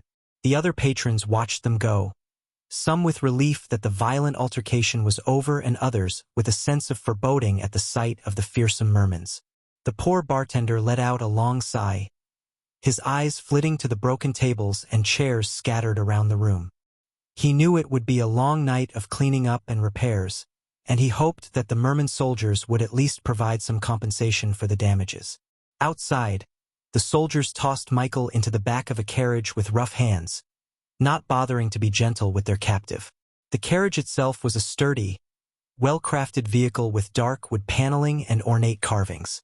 The horses pulling the carriage were equally impressive, with long black manes that whipped in the wind as they galloped toward Eric's place. As they traveled, Michael kept his eyes closed, pretending to be unconscious. But even with his eyes shut, he could sense the passing images of the garden through the carriage's small windows. The lush greenery and colorful blooms seemed to blur together as they sped by, a stark contrast to the grim situation he found himself in. The carriage rolled to a stop before an imposing manor nestled among the grand estates of the noble district. The mansion's facade was a sight to behold, with its ornate marble columns that soared high into the sky and its intricately carved wooden doors that were taller than a grown man. The estate's expansive garden was a stunning sight, with colorful flowers that bloomed in profusion and trimmed hedges that were shaped into intricate designs. The garden was surrounded by a tall, ivy-covered brick wall that provided a sense of privacy and security. The front entrance of the manor was guarded by two fierce-looking mermans in gleaming armor, standing at attention like statues. As the carriage rolled up to the entrance, the merman guards saluted and opened the doors for their comrades, who carried Michael out and carried him inside the manor. The interior was just as impressive as the exterior, with high ceilings, intricately carved furniture, and chandeliers that sparkled like diamonds in the light. The floors were made of polished marble, and the walls were adorned with paintings and tapestries depicting myth and legend scenes. As Michael was carried through the halls of the manor, he couldn't help but marvel at the wealth and power on display. He knew that Eric must be an incredibly influential figure in the city to own such a grand estate. He remained still pretending to be unconscious, biding his time until he could make his move. Tertis' eyes blazed with pure anger as he led them into the manor. One of the maids serving the lord of the manor whispered to another, "What could have happened for them to bring in such a beaten man?" Another maid, who seemed to know more, replied in hushed tones, "It seems like they're taking him to Lord Eric." As Michael was dragged through the halls of the manor, he overheard a conversation between two guards. "I heard Tertis was angry as hell, swearing to make that guy pay for messing with him." "Good," replied the other guard. "I hope Lord Eric doesn't go too easy on him." Michael knew he was in deep trouble, but he couldn't help feeling a sense of satisfaction. Everything was going according to his plan, and he couldn't wait to see what would happen next. The oak door towered over them, with intricate designs carved into its surface, depicting mythical creatures and ancient symbols. The door looked sturdy enough to resist a battering ram, and the two guards standing on either side of it looked equally imposing. Their armor was polished to a gleaming shine, and the edges of their weapons glinted in the light. Tertis stepped forward, his eyes never leaving the guards. "I need to see my uncle," he said, his voice firm and commanding. The guards shifted slightly as if considering his request but made no move to open the door. Michael lay still, keeping up the pretense of unconsciousness. His heart raced as he realized that this was the moment he had been waiting for.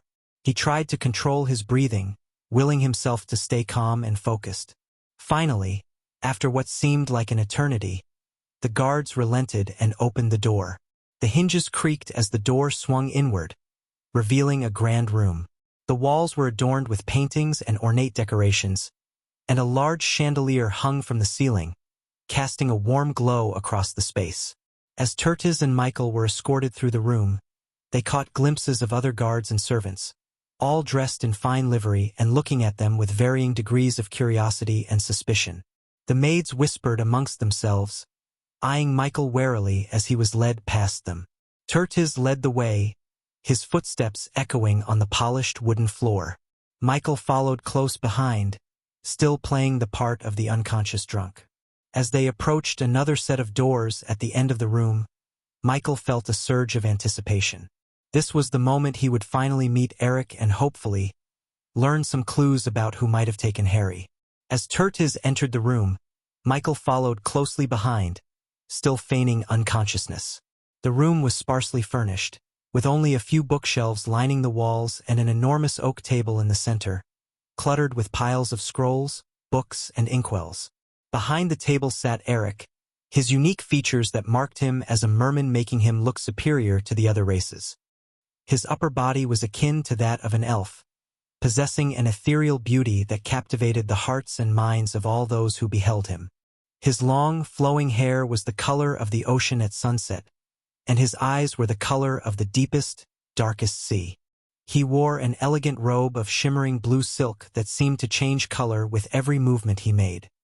His features were graceful and delicate, yet there was an unmistakable aura of power and authority about him.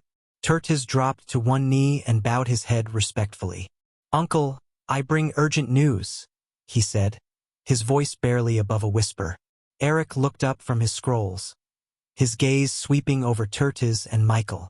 "I can see that," he said in a gravelly voice with a hint of disdain. "Who is this man you've brought with you?"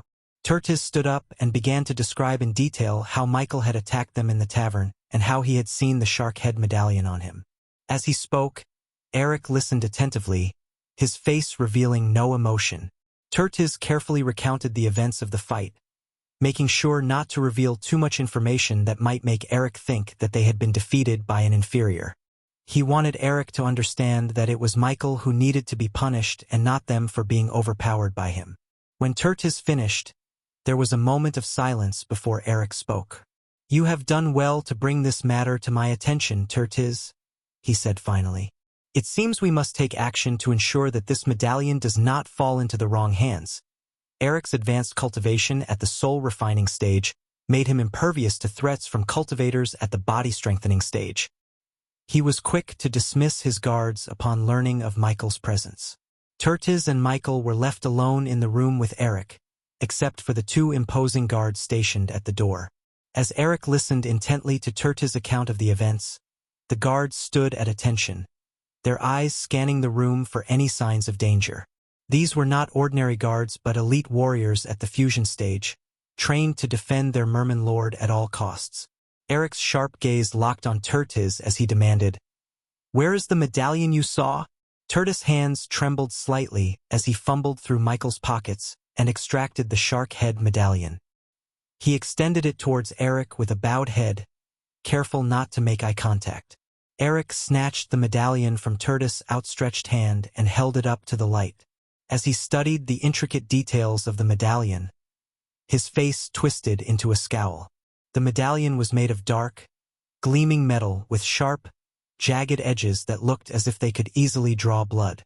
The shark's head was intricately detailed, with razor-sharp teeth and piercing, malevolent eyes that seemed to follow Eric's every movement.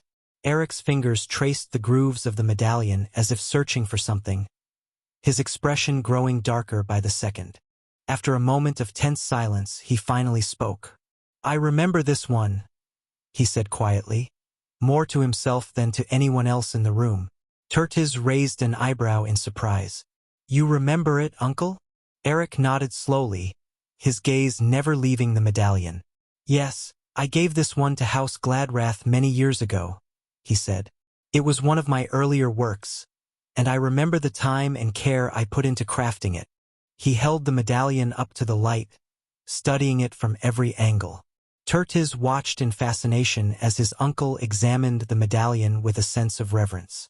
To Eric, each of the medallions he crafted was a work of art, a masterpiece of his craft that he had poured his heart and soul into.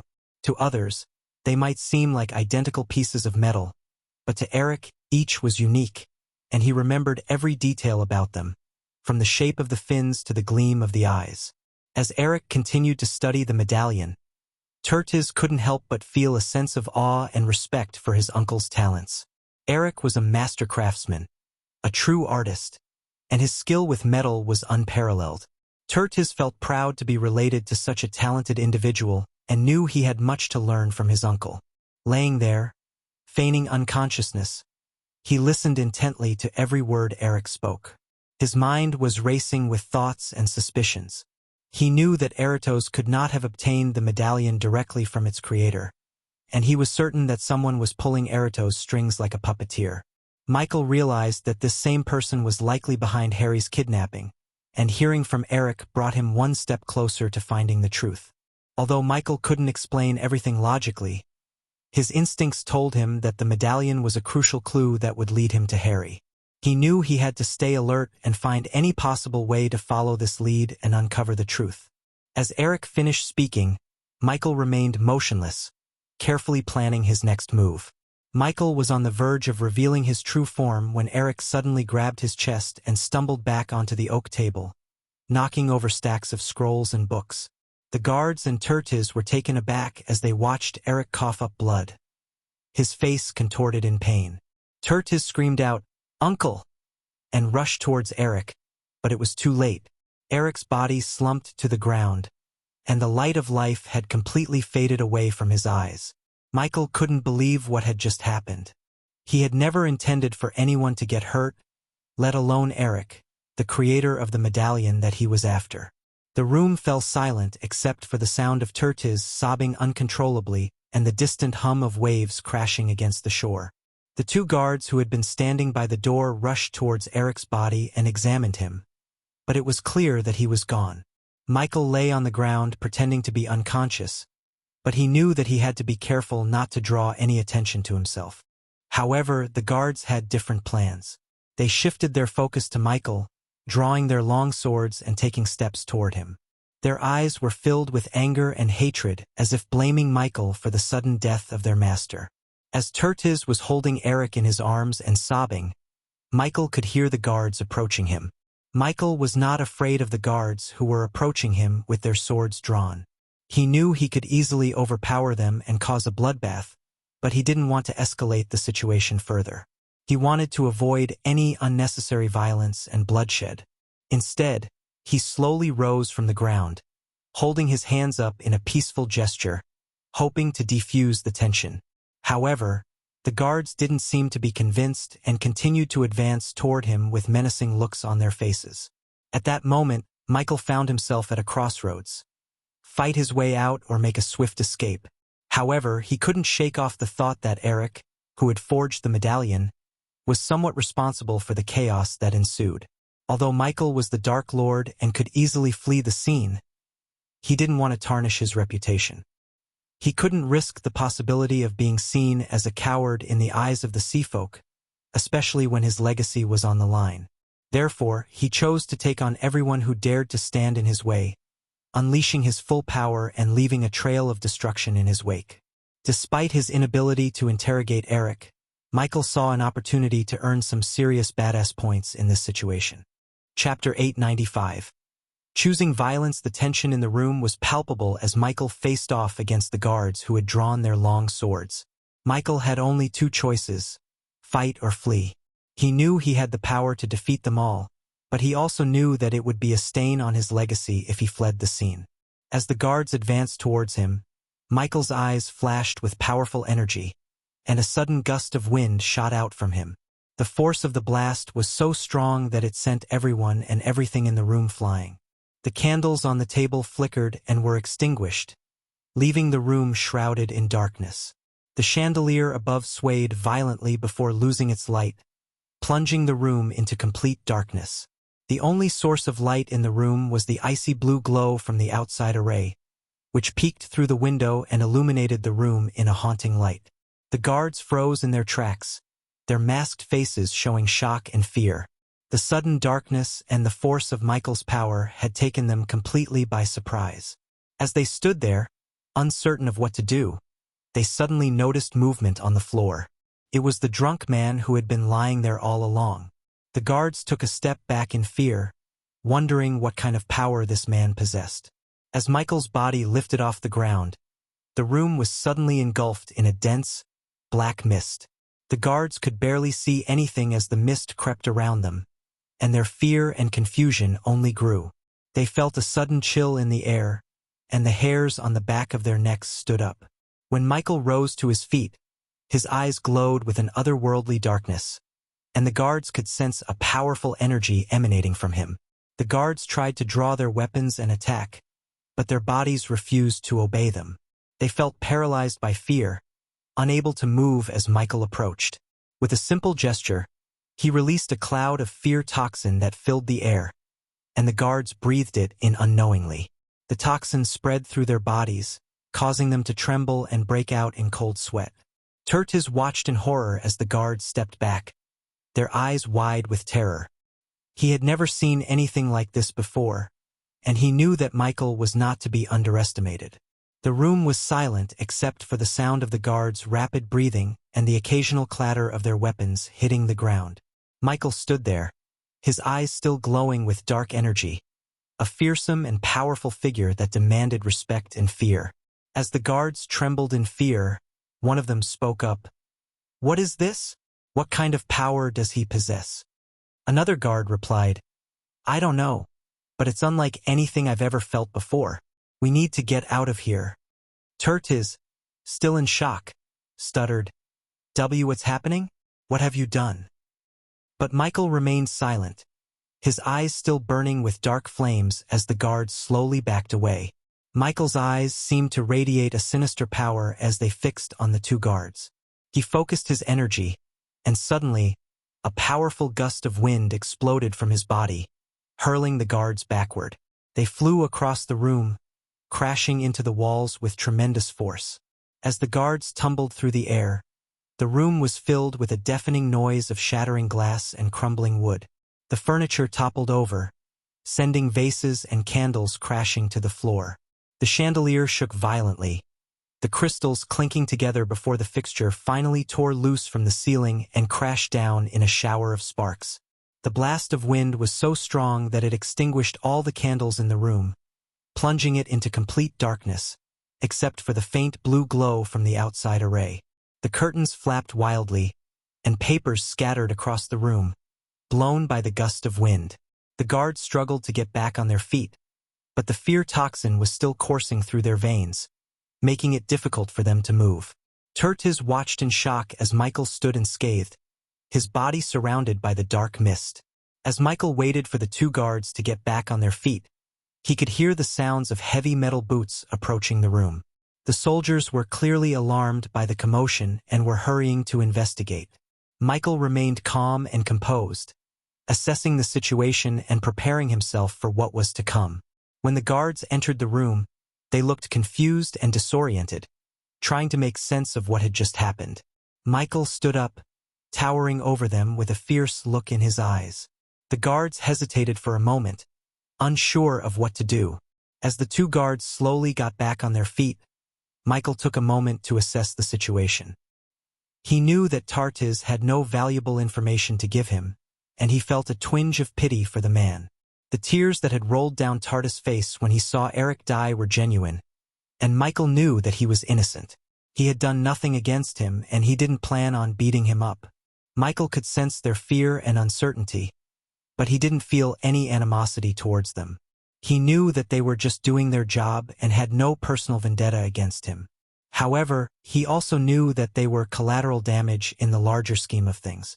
As the soldiers stumbled back from the force of Michael's attacks, he continued to move with lightning-fast speed, striking with deadly precision. The first fusion stage guard barely had time to react before Michael punched him in the chest, shattering his metal chest plate and sending him crashing to the ground in a heap. The second guard fared no better, as Michael grabbed his head and slammed it against the wall behind him with a sickening thud. Blood splattered across the wall, painting it in a deep shade of red. Despite their advanced physical abilities, the guards were no match for Michael's raw power and skill. As the other soldiers entered the room, they were met with a gruesome sight. The two guards lay motionless on the ground, blood pooling around them. Michael stood over them, his eyes blazing with a fierce intensity. The soldiers hesitated, unsure of what to do next. The fear toxin in the air had already taken effect, causing the soldiers to inhale the toxic fumes and tremble in fear. Their reflexes and reaction time were slowed down, making it difficult for them to act quickly. Instead of dashing into the room and casting powerful spells to take down Michael, they watched him hesitantly, waiting to see what he would do next. Michael took advantage of their hesitation, moving swiftly and gracefully as he advanced toward them. He could sense their fear and uncertainty, but he also knew that he had the upper hand. He had trained for years to master his skills and powers and was not afraid to use them when necessary. The soldiers backed away, their eyes wide with terror as Michael raised his hands and prepared to strike. With a fierce cry, he unleashed a powerful burst of energy that sent them flying across the room. They crashed into the walls and landed in a heap, moaning in pain. Michael stood over them, his eyes blazing with a fierce intensity. He knew he had to send a clear message to whoever kidnapped Harry. The Dark Lord was not to be underestimated, and anyone who crossed him would pay a heavy price. As Michael avoided using his deadly magic, the other soldiers cast their spells in a panic, trying to defend themselves against the Dark Lord's overwhelming power. The spells came fast and furious, but they were no match for Michael's quick reflexes and agile movements. He dodged each attack with ease, his body seeming to blur as he moved around the room, leaving afterimages in his wake.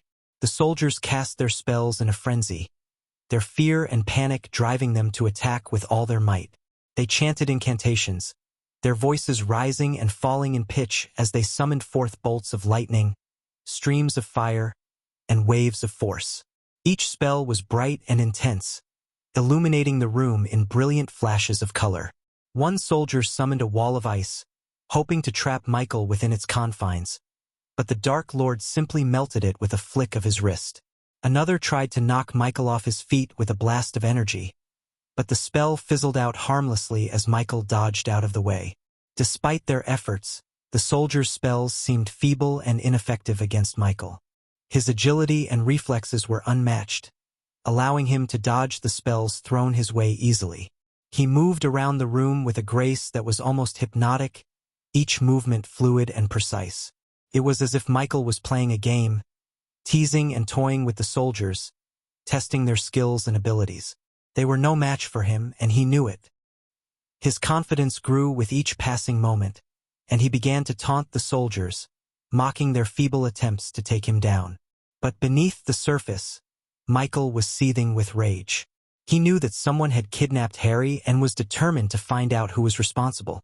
The soldiers were merely a distraction, a means to an end.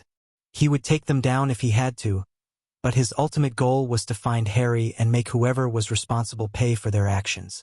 Michael's movements were fluid and graceful, as he darted between the soldiers with incredible speed and agility. His figure was a blur as he weaved through the chaos of the room, delivering blows that shattered metal armor and sent soldiers flying. With each strike, the sound of bones snapping echoed through the air, mingling with the metallic clang of broken armor. The soldiers fought back with all their might, casting spells and swinging their weapons in a desperate attempt to take down the Dark Lord. But Michael seemed almost invincible, effortlessly dodging every attack and striking with deadly precision. The air crackled with energy as spells flew back and forth, but none of them managed to even touch Michael. "What the hell is he?" cried one of the soldiers. "Get back! Get back!" shouted another as he stumbled backward, tripping over his own feet. As Michael approached them, they screamed and begged for mercy, but he was relentless. "Please, spare us," they cried. "He's not human. He's a monster," exclaimed a third soldier. As the battle raged on, Tertiz watched in horror as the soldiers fell one by one, their bodies battered and broken. The room was filled with the stench of blood, and the air was thick with the sounds of battle. The last soldier stumbled back, his eyes wide with fear as he saw his comrades fall one by one. He raised his hands in surrender and pleaded, "Please, spare me. I didn't want any of this. I was just following orders." The soldier could feel the immense power radiating from Michael and knew he was no match for him.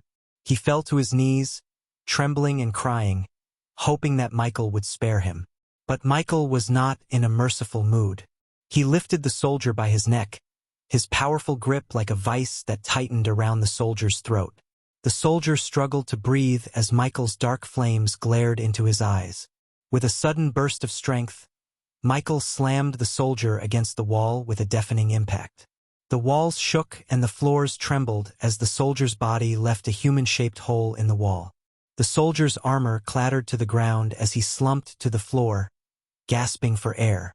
Michael showed no signs of mercy as he grabbed the soldier by his legs and threw him like a doll across the room. The soldier went crashing through broken tables and chairs before coming to a halt, unconscious and defeated.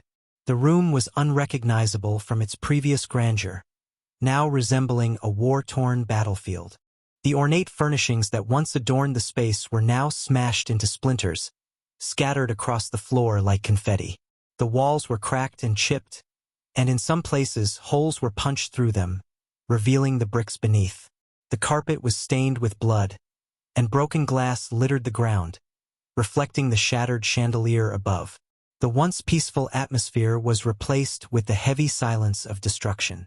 The air was thick with the metallic scent of blood, and the sound of groaning soldiers mixed with the faint crackling of flames that had been sparked during the fight. Tertiz stood there, trembling with fear, staring at the scene before him, feeling sick to his stomach at the sight of so much destruction. Michael stood tall and still, like a statue of death, his eyes glowing with a dark, eerie fire. His presence alone was enough to fill the room with an unsettling aura. It was a scene of complete and utter chaos, with destruction and violence dominating every corner. Chapter 896. More soldiers to beat after Michael defeated the guards. An alarm began to ring throughout the manor, indicating that backup was on the way. However, Michael remained calm and collected, not showing any signs of distress. He was still receiving badass points for his actions, and his total count had reached almost 700,000, even after he had settled his debt with the system. The sound of the alarm ringing throughout the manor made Tertiz jump, but Michael didn't even flinch. Despite the blaring noise, he remained calm and focused. Tertiz mustered his courage and approached Michael with Eric's body in his arms. "Why did you kill him?" Tertiz asked, tears streaming down his face. He assumed Michael was responsible for Eric's death.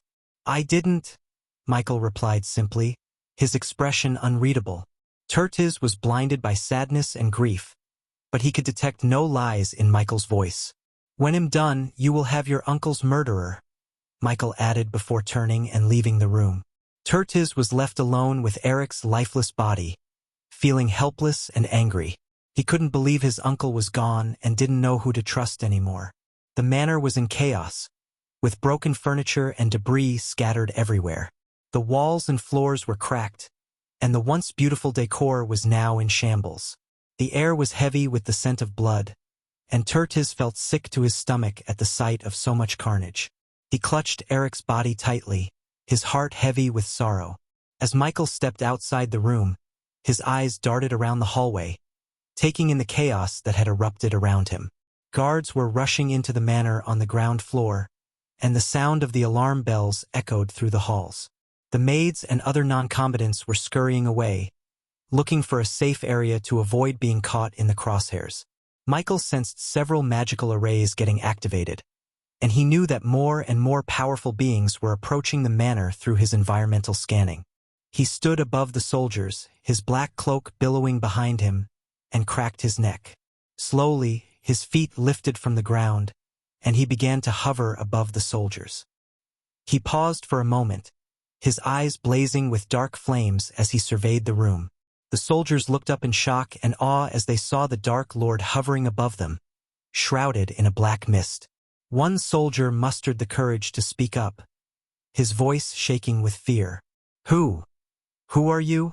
Michael remained silent, his eyes fixed on the group of soldiers. He began to descend the hall slowly, and the soldiers prepared themselves for a fight.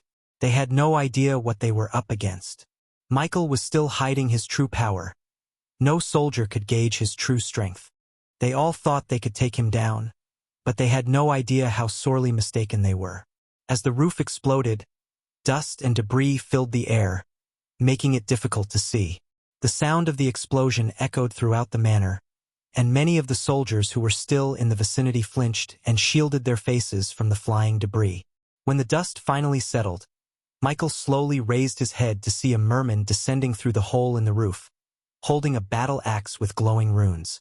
The merman's scales sparkled silver, and he appeared to be glowing from within. It was clear that he was at the half-immortal stage. Soon, more mermans flew through the hole in the roof and surrounded Michael. They were all at the fusion stage level 10, a cultivation level that was not to be underestimated. "Who are you?" the half-immortal merman demanded, his voice rough and intimidating. Michael said nothing, but crackling lightning bolts surrounded his wrist as if he was preparing for a fight. The mermans took this as a sign of aggression and prepared to strike him down. "You're outnumbered, inferior," the half-immortal merman continued. "Surrender now, and we might let you live." Despite their intimidating presence, Michael remained calm and unfazed.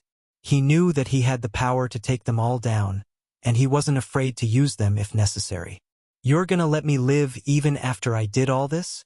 Michael snickered, pointing at the debris and the soldiers who were groaning inside the room. The half-immortal didn't answer Michael.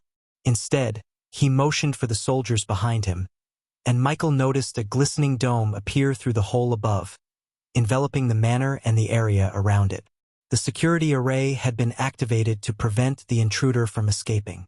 However, they were unaware that their attempt to lock the intruder inside had instead trapped them with a far more dangerous and powerful foe than any they had ever faced. The darkness descended on the manor suddenly, taking everyone by surprise. The soldiers on the ground became startled, unable to see anything in the darkness. Meanwhile, the half-immortal sensed Michael's power growing rapidly. He knew something was amiss, and the darkness indicated something he had heard of in stories from the realm above them, the Dark Lord. The mermans surrounding Michael hesitated for a moment, unsure of what was happening. Michael remained calm and collected, allowing the darkness to envelop him. He knew that he had complete control over it and could use it to his advantage. The mermans started to move cautiously, their eyes scanning the darkness, looking for any sign of movement. Suddenly, a bolt of lightning illuminated the room, and the mermans saw Michael's figure hovering in the air, his eyes blazing with dark flames. The mermans gasped in shock and fear, realizing they had severely underestimated Michael's power. "You're the Dark Lord," the half-immortal stuttered, his voice trembling with slight fear. Michael remained silent, his eyes fixed on the group of mermans. The lightning bolts continued to crackle around his wrist, ready to strike at any moment. The mermans prepared to strike, but Michael was already one step ahead of them. He unleashed a blast of dark energy that sent them flying in all directions. The mermans groaned in pain as they crashed into walls and furniture. "Looks like it's time for a little bit of fun," Michael said, his voice dripping with malice. The mermans looked at Michael with terror in their eyes, realizing they were no match for the Dark Lord. As the fear toxin filled the air, the mermans surrounding Michael began to feel its effects. Their eyes widened with terror, and their breathing grew shallow and rapid. Their bodies trembled with fear as they struggled to control their racing thoughts. But the half-immortal was different. He had been through countless battles and had learned to recognize the purity of the air. As soon as he inhaled the toxin, he knew something was wrong.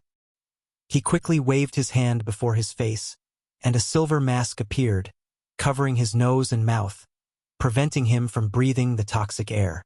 Michael, on the other hand, seemed unfazed by the toxin.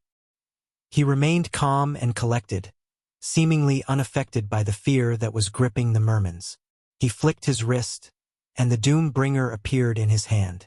The battle axe glinted in the dim light, its ancient ice core spewing bone-chilling frost from its blunt head. As Michael tightened his grip on the weapon, the temperature in the manor dropped suddenly, and a layer of frost covered the walls and floors. The mermans shivered in the cold, their breaths visible in front of them. Despite their fear, the mermans knew they had to act fast. They readied their weapons and prepared to attack Michael. But Michael was already one step ahead of them. He swung the Doom-bringer with ease, and the icy wind that followed sent the mermans flying in all directions.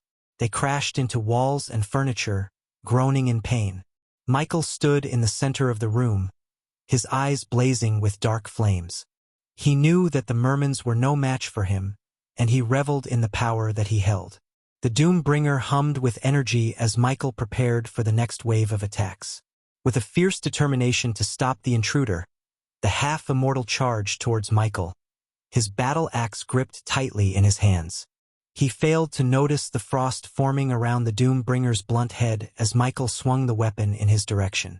When the two battle axes collided, sparks flew, and a deafening sound echoed throughout the manor. The ancient ice core infused within the Doombringer spewed forth a bone-chilling frost that spread throughout the room, forming a layer of ice above the soldiers on the ground. They slipped and slid on the frozen floor, struggling to maintain their balance. As the clash subsided, the half-immortal attempted to block the Doombringer's strike with his own weapon, but the sheer force of Michael's attack was too much to handle. The Doombringer's ability to summon frost added to the half-immortal's problems, as the cold air numbed his fingers, causing his grip to weaken. The impact sent shockwaves through the half-immortal's arms and body, causing him to stagger backward and crash into the wall with a resounding thud. The clash of weapons shook the manor to its core, causing debris and rubble to fall from the ceiling. As the temperature continued to drop, the frost energy from the Doombringer spread, coating everything in a layer of ice. The soldiers still standing watched in awe as Michael stood tall and menacing, his eyes fixed on the half-immortal lying on the ground, groaning in pain. They could see their breath in front of them as they shivered in the cold and struggled to maintain their footing on the frozen ground. The shockwave from the clash of weapons had thrown the fusion stage cultivators onto the walls. Though dazed and disoriented, they quickly regained their bearings and began casting spells. Each one summoned a different element, but none of them could harm Michael because of his immense strength. One cultivator summoned a pillar of fire that shot toward Michael, but it dissipated as soon as it touched the Doombringer. Another created a gust of wind that tore through the room, but Michael stood firm against it. A third tried to summon a bolt of lightning, but it fizzled out before it could even leave his fingertips. Despite their efforts, Michael remained unscathed. He turned his attention back to the half-immortal stage guard, who had taken the opportunity to heal himself and regroup. The half-immortal knew that he could not defeat Michael alone, but he was determined to protect Eric's family and their legacy. With a deep breath, he stood up and readied himself for the next attack. The sound of explosions and the clashing of weapons filled the air as Michael continued his battle within the manor. Despite the destruction around him, Michael couldn't help but admire the soldiers' unwavering determination to protect Eric's manor. Finally, Michael made the decision to descend to the ground. With a powerful force, he landed with a thud, his Doombringer striking the ground first. As it made contact, the frost energy that had been building up inside the weapon exploded, sending a wave of bone-chilling cold throughout the hall. The air became thick with falling snow, and many weaker soldiers were frozen in place, their bodies turned to ice. Despite the chaos around him, Michael remained focused on the task at hand. He prepared himself for the upcoming battle, knowing that he would have to face the fusion stage guards with their full force. The guards landed on the ground with a loud thud, their eyes filled with fury and their weapons drawn. Michael stood tall, his grip tightening around the Doombringer as he prepared for the incoming attack. The soldiers surrounding him cast spells left and right, their voices echoing throughout the manor. But none of their spells seemed to affect Michael, who remained rooted to the spot, his eyes fixed on his opponents. As the soldiers cast their most powerful spells, Michael summoned more cold energy from the Doombringer, creating an icy aura around him that chilled the air around them. He swirled the weapon in a circular motion, causing the frost to swirl and dance around the room. "What's happening there?" asked one of the spectators outside the manor, his eyes wide with fear and awe. "I've never seen anything like it," said another, his voice shaking with excitement. Meanwhile, the fusion stage cultivators continued to cast their spells, their voices rising in intensity. They summoned flames that danced across the room, lightning bolts that crackled through the air, and gusts of wind that whipped through the rubble-filled hall. But Michael remained unscathed, his body seemingly immune to the spells cast at him. With a powerful force, he sent a shock wave of cold energy toward his opponents, freezing everything in its path. The soldiers who were still standing struggled to move, their bodies were frozen in place. As Michael prepared to strike again, the half-immortal waited patiently, observing his opponent's every move. He knew that his experience and battle-hardened skills would be key in this fight. "Come on," he taunted. "Is that all you've got?" Michael didn't reply, his eyes fixed on the half-immortal. He knew that his opponent was waiting for the right moment to strike, and he wasn't about to give him that chance. Instead, he summoned more frost energy from the Doombringer, ready to unleash it at a moment's notice. The soldiers who were watching from outside the manor gasped as they saw the intensity of the battle inside. They knew that whoever emerged victorious from this fight would go down in history as a legend. Chapter 897. Message in blood. The fusion stage cultivators breathed heavily, their faces glistening with sweat and their muscles aching with fatigue. Despite their exhaustion, their eyes still burned with determination and resolve. The air was thick with anticipation as they raised their weapons and arms, ready to unleash a final spell to bring down Michael. The first cultivator to cast his spell was a master of the fire element. He thrust his hands forward, and a stream of fire emerged from his palms, transforming into a giant, blazing dragon that roared through the air, heading straight toward Michael. However, the dragon was no match for Michael's shield. It simply fizzled out upon contact as if hitting an invisible wall. The second cultivator to a water spell. He flicked his wrist, and a wave of water materialized, forming into a tsunami that towered above Michael. But even this spell was useless against Michael's shield. The translucent energy barrier repelled the wave, sending it crashing harmlessly to the ground. The third cultivator cast an earth spell. He raised his arms and slammed his fists together, causing the ground to shake and split open, creating a massive crevice that threatened to swallow Michael whole. But Michael simply leaped out of the way, and the crevice sealed itself up again, leaving the cultivator empty-handed. The final cultivator was a master of the wind element. He drew his weapon, a long sword, and sliced through the air, creating a powerful gust of wind that threatened to uproot trees and tear down buildings. But once again, Michael's shield proved impervious, and the gust of wind dissipated harmlessly. Outside the manor, onlookers gazed in awe at the incredible display of power. They knew that Michael was a force to be reckoned with, and the fusion stage cultivators had given it their all in their attempt to bring him down. "What do you think will happen?" one onlooker asked another. "I don't know," the second replied, "but I have a feeling this battle is far from over." The crowd outside the dome murmured in fear and amazement at the sight before them. Some of them whispered prayers, while others gasped in awe. "What's happening in there?" asked a woman with wide eyes. "I don't know, but it doesn't look good," replied a man. "I hope they can stop whoever is causing all of this," said another person. Suddenly, a loud explosion shook the manor, causing everyone to jump back in alarm. They watched as debris and rubble flew out of the dome, crashing into the ground below. "Is everyone okay in there?" someone yelled out.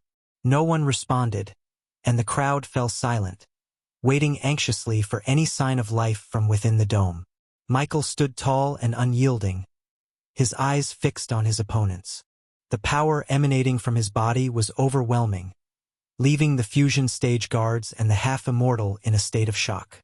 "I have never seen anything like this," whispered one of the fusion stage guards, his eyes wide with disbelief. "How can he be so strong?" Another guard spoke up. "We've cast every spell we know and still, he remains unscathed. It's as if he's invincible." The half-immortal, who had seen many battles in his long life, could only shake his head in amazement. "I have fought against many opponents in my time, but I have never seen anyone like him. His power is beyond anything I have ever encountered." As Michael stood there, unmoved and unaffected by their attacks, the guards began to realize the full extent of the danger they were facing. They knew they were outmatched and outclassed by their opponent, and they wondered if they would ever be able to defeat him. The air in the manor was thick with tension and fear, and the only sound that could be heard was the sound of Michael's breathing. The guards watched him warily, waiting for his next move and wondering what they could do to stop him. "Is that all? I am disappointed." Michael shook his head, showing his disappointment at them. He slowly turned his gaze back to the half-immortal. Michael's eyes glinted with disappointment and disdain as he watched the fusion stage cultivators attempt to cast their spells. He had expected much more from cultivators of their level. As they launched their spells towards him, the responsive shield around him easily neutralized them. Michael knew they couldn't harm him, and he was not impressed. "You disappoint me. I had hoped for more from cultivators of your level," he stated coldly. The cultivators could only stare in disbelief at the display of power before them. They were powerless against Michael, and they knew it. The darkness in the room seemed to come alive, as though it had a mind of its own, and it made them feel even more vulnerable. The half-immortal stepped forward and summoned his most powerful spell, a fiery blaze that shot towards Michael with fierce determination. But to everyone's surprise, as soon as the spell hit Michael, a strange and dark black flame erupted from his body, engulfing the half-immortal spell. The black flames seemed to have a life of their own, swirling and flickering around Michael's body before finally dissipating into the air. The half-immortal stood there, stunned and speechless. He couldn't believe what he had just witnessed. The other guards and soldiers in the room were equally shocked. They had underestimated Michael's power and now realized that they could never defeat him.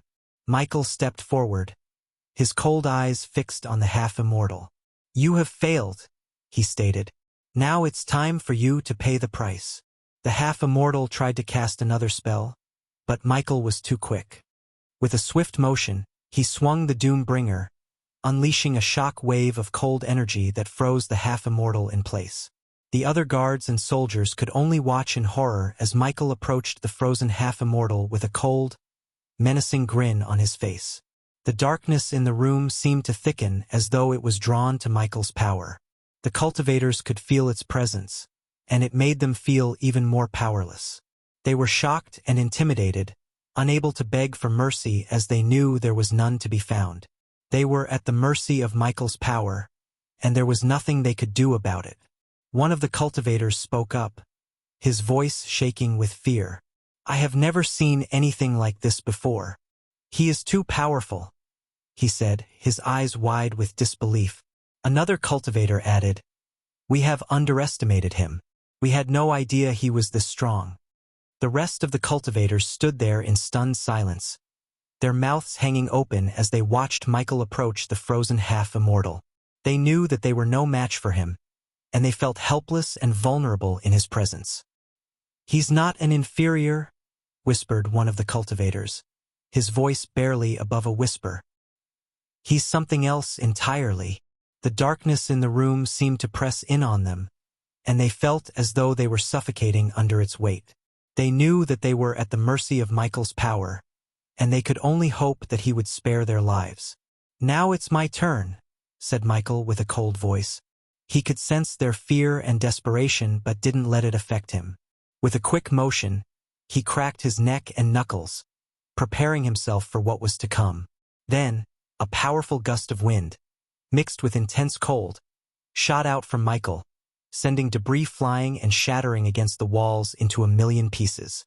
With bone-crushing force, the guards were thrown back and hit the ground hard, bouncing and rolling before finally coming to a rest in twisted and unnatural positions. The room filled with the sound of breaking bones and groans of pain as the guards lay motionless and defeated. Michael stood amidst the chaos, his cold and unfeeling eyes surveying the scene. The air was thick with the smell of blood and dust, while the darkness in the room seemed to grow thicker as if drawn to Michael's power. The once majestic manor now lay in ruins, a mere shell of its former glory. The walls were cracked and crumbling, and the roof had caved in, leaving debris and rubble scattered everywhere. Broken furniture, shattered glass, and charred wood lay strewn about, giving the scene an eerie, apocalyptic feel. The gardens that once surrounded the manor were no more. Trees were uprooted, and the flowers were trampled, leaving only mud and dirt in their wake. The pond that had once been a serene oasis was now murky and stagnant, with dead fish floating on the surface. Smoke still rose from the smoldering ruins, casting an acrid odor in the air, and the only sounds were the faint creaking of loose timber and the occasional screech of a bird. The manor was now a haunted, lifeless place. a testament to the power of the battle that had taken place within its walls. Michael, however, was not yet finished. With a flick of his wrist, the darkness in the air surged forward, enveloping the unconscious fusion stage cultivators and lifting them off the ground, drawing them towards Michael. He stood before them, an imposing figure with his black cloak billowing around him. As he raised his hand, a dark sword materialized in his grip. The blade was black as night, and tiny crimson-red lightning bolts crackled around it, imbuing it with an eerie and ominous aura. The cultivators hovered in the air before him, helpless and at Michael's mercy. He surveyed them with a cold, unfeeling gaze, and then with a swift and precise motion, he cut open one of their arms with the dark sword, drawing blood. The blood dripped from the wound, staining the ground below with its dark and viscous fluid. Michael seemed to take no pleasure in this act, as if it were merely a necessary step in his grand plan. As though it was alive, the darkness in the air seemed to pulse with energy and responded to Michael's will. The air itself seemed to thicken, as if it were trying to suffocate the cultivators. Then Michael began to write a message on the wall in blood. Michael's message was a chilling sight, written in bold, jagged letters with their blood. The deep red color of the blood contrasted starkly with the ashen color of the wall, making the message stand out even more. The letters were large, each one nearly a foot in height, and looked as though they had been carved into the wall with a sharp blade. As Michael finished writing, he stepped back to admire his handiwork. The message was clear and ominous, a warning to anyone who dared to cross Layla or her son. The blood had already begun to dry, leaving a dark, almost black stain on the wall, making the message even more ominous. The cultivators who still had some consciousness could only stare at the message in horror, their fear and helplessness growing with each passing second. They knew that Michael meant business and was lucky to be alive. They could feel the darkness in the room, thick and suffocating, as though it was a living entity, surrounding them and reminding them of their vulnerability. As the darkness slowly dissipated, the dim light of dawn began to filter through the shattered windows and broken walls of the ruined manor. The air was thick with the smell of blood and dust, and the groans of injured guards could be heard from all around. Michael was nowhere to be seen, having vanished into thin air as quickly as he had appeared. The only evidence of his presence was the message he had written on the wall in blood. Chapter 898. The Dark Lord's message. The next day after the battle, the manor lay in ruins. Debris and rubble were scattered everywhere, and the walls were crumbled and broken. The once beautiful garden was now a mess of uprooted plants and shattered ornaments. As word of the attack spread, people began to gather in the nearby towns to discuss what had happened. There were rumors and speculations about who the stranger could be and why he had attacked the manor. Some believed he was a rival cultivator of Eric, while others thought he might have been hired by a jealous competitor. Despite the chaos and destruction left in the aftermath, people could not help but feel a sense of awe at the power displayed by the mysterious attacker. The guards who had survived the battle were hailed as heroes, and there was talk of rebuilding the manor even better than it was before. As for the one who attacked them, no one knew what had become of him. Some whispered that he was a demon, while others dismissed him as a madman with too much power. But no matter what they thought, the memory of his attack would remain etched in their minds for years to come. The guards, armed and ready, stood in a tight perimeter around the ruined manor, their eyes darting around nervously as they scanned for any sign of danger. Meanwhile, the sounds of cracking wood and collapsing debris echoed through the air, serving as a haunting reminder of the fierce battle that had taken place there just hours before. As the guards remained on high alert, a group of mermans appeared out of nowhere, their bodies gracefully gliding through the air as they approached the perimeter. At the forefront of the group was Gleelis, a striking figure with large, expressive eyes and a fish-like mouth that twisted into a small smile as he surveyed the destruction around him.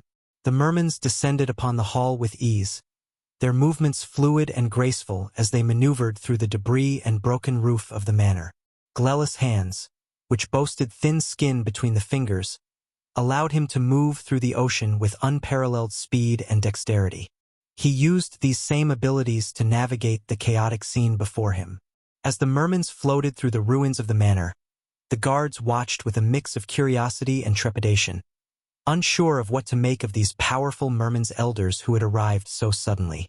They whispered amongst themselves, discussing the oddity of the situation and speculating about the identity and motives of the mysterious stranger who had attacked the manor just hours before. The moment Gleelis landed on the ground, his sharp eyes scanned the ruined manor, taking in the destruction that had been wrought. The wall with the ominous message in blood caught his attention, and his eyes furrowed in confusion and concern. The mermans who had accompanied Gleelis shared his shocked expression, their fish-like mouths agape as they looked upon the scene before them.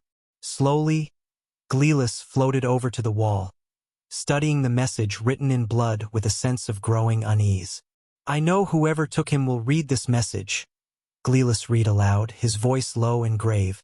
"So if you are the one responsible for taking him, you have a full day to return him to where you took him. If you fail to do so, this will be only the start of the destruction that's going to fall upon your world." The mermans murmured amongst themselves, their thin-skinned fingers ringing nervously. "What does this mean?" one of them asked, looking to Gleelis for answers. "It means trouble," Gleelis replied, his large eyes narrowing. "This message is a threat, and whoever wrote it is not to be taken lightly." The group fell silent, the weight of the threat hanging heavily in the air. They knew they had to act quickly to find the missing spirit child and prevent further destruction from befalling their world. Gleelis stood there in silence, his gaze fixed on the blood message on the wall. He couldn't believe what he was seeing. He had heard rumors about the Dark Lord's power but never expected him to be this ruthless. The mere thought of what the Dark Lord could do to their world sent shivers down Gleelis' spine. He knew that the kidnapping of the spirit child was a grave mistake, but he never thought it would lead to this. As he looked around at the destroyed manor, he could see the physical and emotional damage the attack had caused. The guards were shaken, and their wounds would heal, but the trauma they had experienced would stay with them for a long time. Gleelis knew that the Dark Lord could have easily killed them all, but he had left them alive as a warning to anyone who dared to cross him. The mermans who stood around Gleelis were perplexed and worried about the situation. Their large eyes darted around as they tried to process the meaning of the message written in blood. They had no clue who could have done something so heinous and why they would kidnap the spirit child. The merman who had spoken to Gleelis was clearly agitated and demanded answers. "Lord Gleelis, who could have done this? This message makes no sense." The merman's fish-like mouth gaped open in confusion and frustration. Gleelis remained silent for a moment, lost in his own thoughts. He envied the merman's innocence, for they had no knowledge of the Dark Lord or the prophecy that had been foretold. He wished he could be like them, free from the burden of knowing what was to come. When he recalled how they had eliminated Eric, Gleelis felt a twinge of guilt and regret. He had been a loyal servant of the Sea Folk, and his death was a necessary sacrifice to keep the secrets of the Shark Medallion safe. But Gleelis couldn't help but wonder if there was another way. He couldn't shake off the feeling that they were becoming more like the Dark Lord in their methods. But he pushed those thoughts aside and focused on the present situation. He turned to the guard who had asked him the question and spoke in a serious tone. "We don't know who the attacker is yet, but we must find him before it's too late. And we must be careful not to jump to conclusions or make assumptions." As Gleelis and his men were investigating the manor, another group arrived at the scene. But this time they weren't mermans but wraiths. Gleelis quickly identified them, despite their shape-shifting abilities, as their distinct features gave them away. The wraiths had long, sleek bodies that seemed to move with a fluid grace. Their eyes were large and unblinking, and their skin had a slight iridescent sheen that shimmered in the light. Among the group of wraiths stood a sturdy man with a muscular body, a thick beard, and long black hair. He wore luxurious robes that were embroidered with intricate designs and radiated a powerful aura, making it clear that he was a leader among the wraiths. Mutrad was also present among the wraiths, standing slightly behind their leader. Mutrad stood amidst the ruins, his mind racing as he took in the devastation before him. Memories of the destroyed Ithalan island flooded his thoughts, and he felt a chill run down his spine. He had joined forces with the Dark Lord to prevent his own world from suffering a similar fate, but now it seemed like that fate might be inevitable. The fear that gripped Mutrad was palpable. His hands trembled as he tried to steady himself, and his heart felt like it was about to burst out of his chest. He had never felt this level of dread before. The thought of the Dark Lord turning his wrath towards his own world was almost too much to bear. As he surveyed the scene, he couldn't help but wonder who had taken the spirit child. Was it someone from his world? If so, the consequences would be catastrophic. The Dark Lord would stop at nothing to find the child, and those who stood in his way would face unimaginable horrors. Mutrad knew that he had to act fast. He needed to find out who was responsible for this before it was too late. But even as he made plans in his mind, he couldn't shake the feeling of shock and terror that had taken hold of him. Gleelis surveyed Valen with a stern expression, his eyes probing the other man's intentions. Valen, a tall man with a sharp jawline and piercing blue eyes, held his gaze steady. As Gleelis and Valen stood facing each other, the atmosphere was tense. Valen's posture was rigid, his expression inscrutable, while Gleelis' face was etched with anger, his voice dripping with iciness. "What gives you the right to be here?" Gleelis demanded, his eyes flashing. "You know this is Merman territory." Valen's voice was even, betraying no emotion. "I'm here to investigate the attack, just like you. And we both know who's responsible." As Gleelis saw Valen, a member of the House of Halrid, he felt a wave of contempt and hostility wash over him. He had always harbored a deep-seated hatred for the members of Halrid, and Valen's presence only served to reinforce those feelings. But as he took in the destruction around them and the message scrawled in blood, his anger was momentarily replaced by a sense of fear and urgency. Valen, on the other hand, remained calm and composed. He knew that the members of Gladrath and Halrid had a long-standing feud, but he had put his loyalty to his house aside in the face of a greater threat. He was focused on finding the one responsible for the destruction and stopping them before it was too late. Despite their mutual animosity, Gleelis and Valen acknowledged each other with a nod of their heads, a silent recognition that they both had a common goal. Gleelis' cold tone reflected his discomfort at working with someone from Halrid, but he knew that they couldn't afford to let their differences stand in the way. Meanwhile, Valen spoke with a level-headedness that betrayed no hint of resentment towards Gladrath. Both men knew that their collaboration was necessary if they were to have any chance of catching the Dark Lord, and as they set off together to investigate the source of the destruction, they put their differences aside and focused on the task at hand. The message on the wall was written in blood, a clear sign of the Dark Lord's involvement. Gleelis' eyes darted to the message before returning to Valen. Despite their animosity towards each other, they both knew that they needed to work together if they had any hope of stopping the Dark Lord. "You're right," Gleelis conceded after a moment's pause. "But we need to find out quickly. If his attention is truly on this world, we're all in danger." Valen locked eyes with Gleelis, his intense gaze almost tangible. "I concur. It's unlikely we'll discover anything of value here. Let's convene at the Coral Crown and share all the information we have on him," he stated succinctly. Valen was a man of few words and preferred to cut to the chase. Chapter 899. The missing Emerald Scepter. Valen's meeting with Gleelis was intense, with both men exchanging information about the Dark Lord. Valen revealed that his family had learned that the Dark Lord was responsible for slaughtering hundreds of soldiers during his war with Ithalin, leaving Gleelis feeling uneasy about the task ahead. After their conversation, Valen made his way back to the Empire of Arctic Hall. Just like the city of Serpent Hall, Arctic Hall was a glistening underwater city that sparkled like a diamond in the depths of the sea.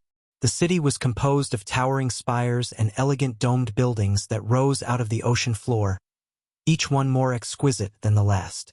As Valen made his way back to the city, the energy shield surrounding it slowly began to dim, revealing the bustling metropolis within. The streets were alive with the sounds of wraiths, the primary residents of Arctic Hall, as they went about their daily business.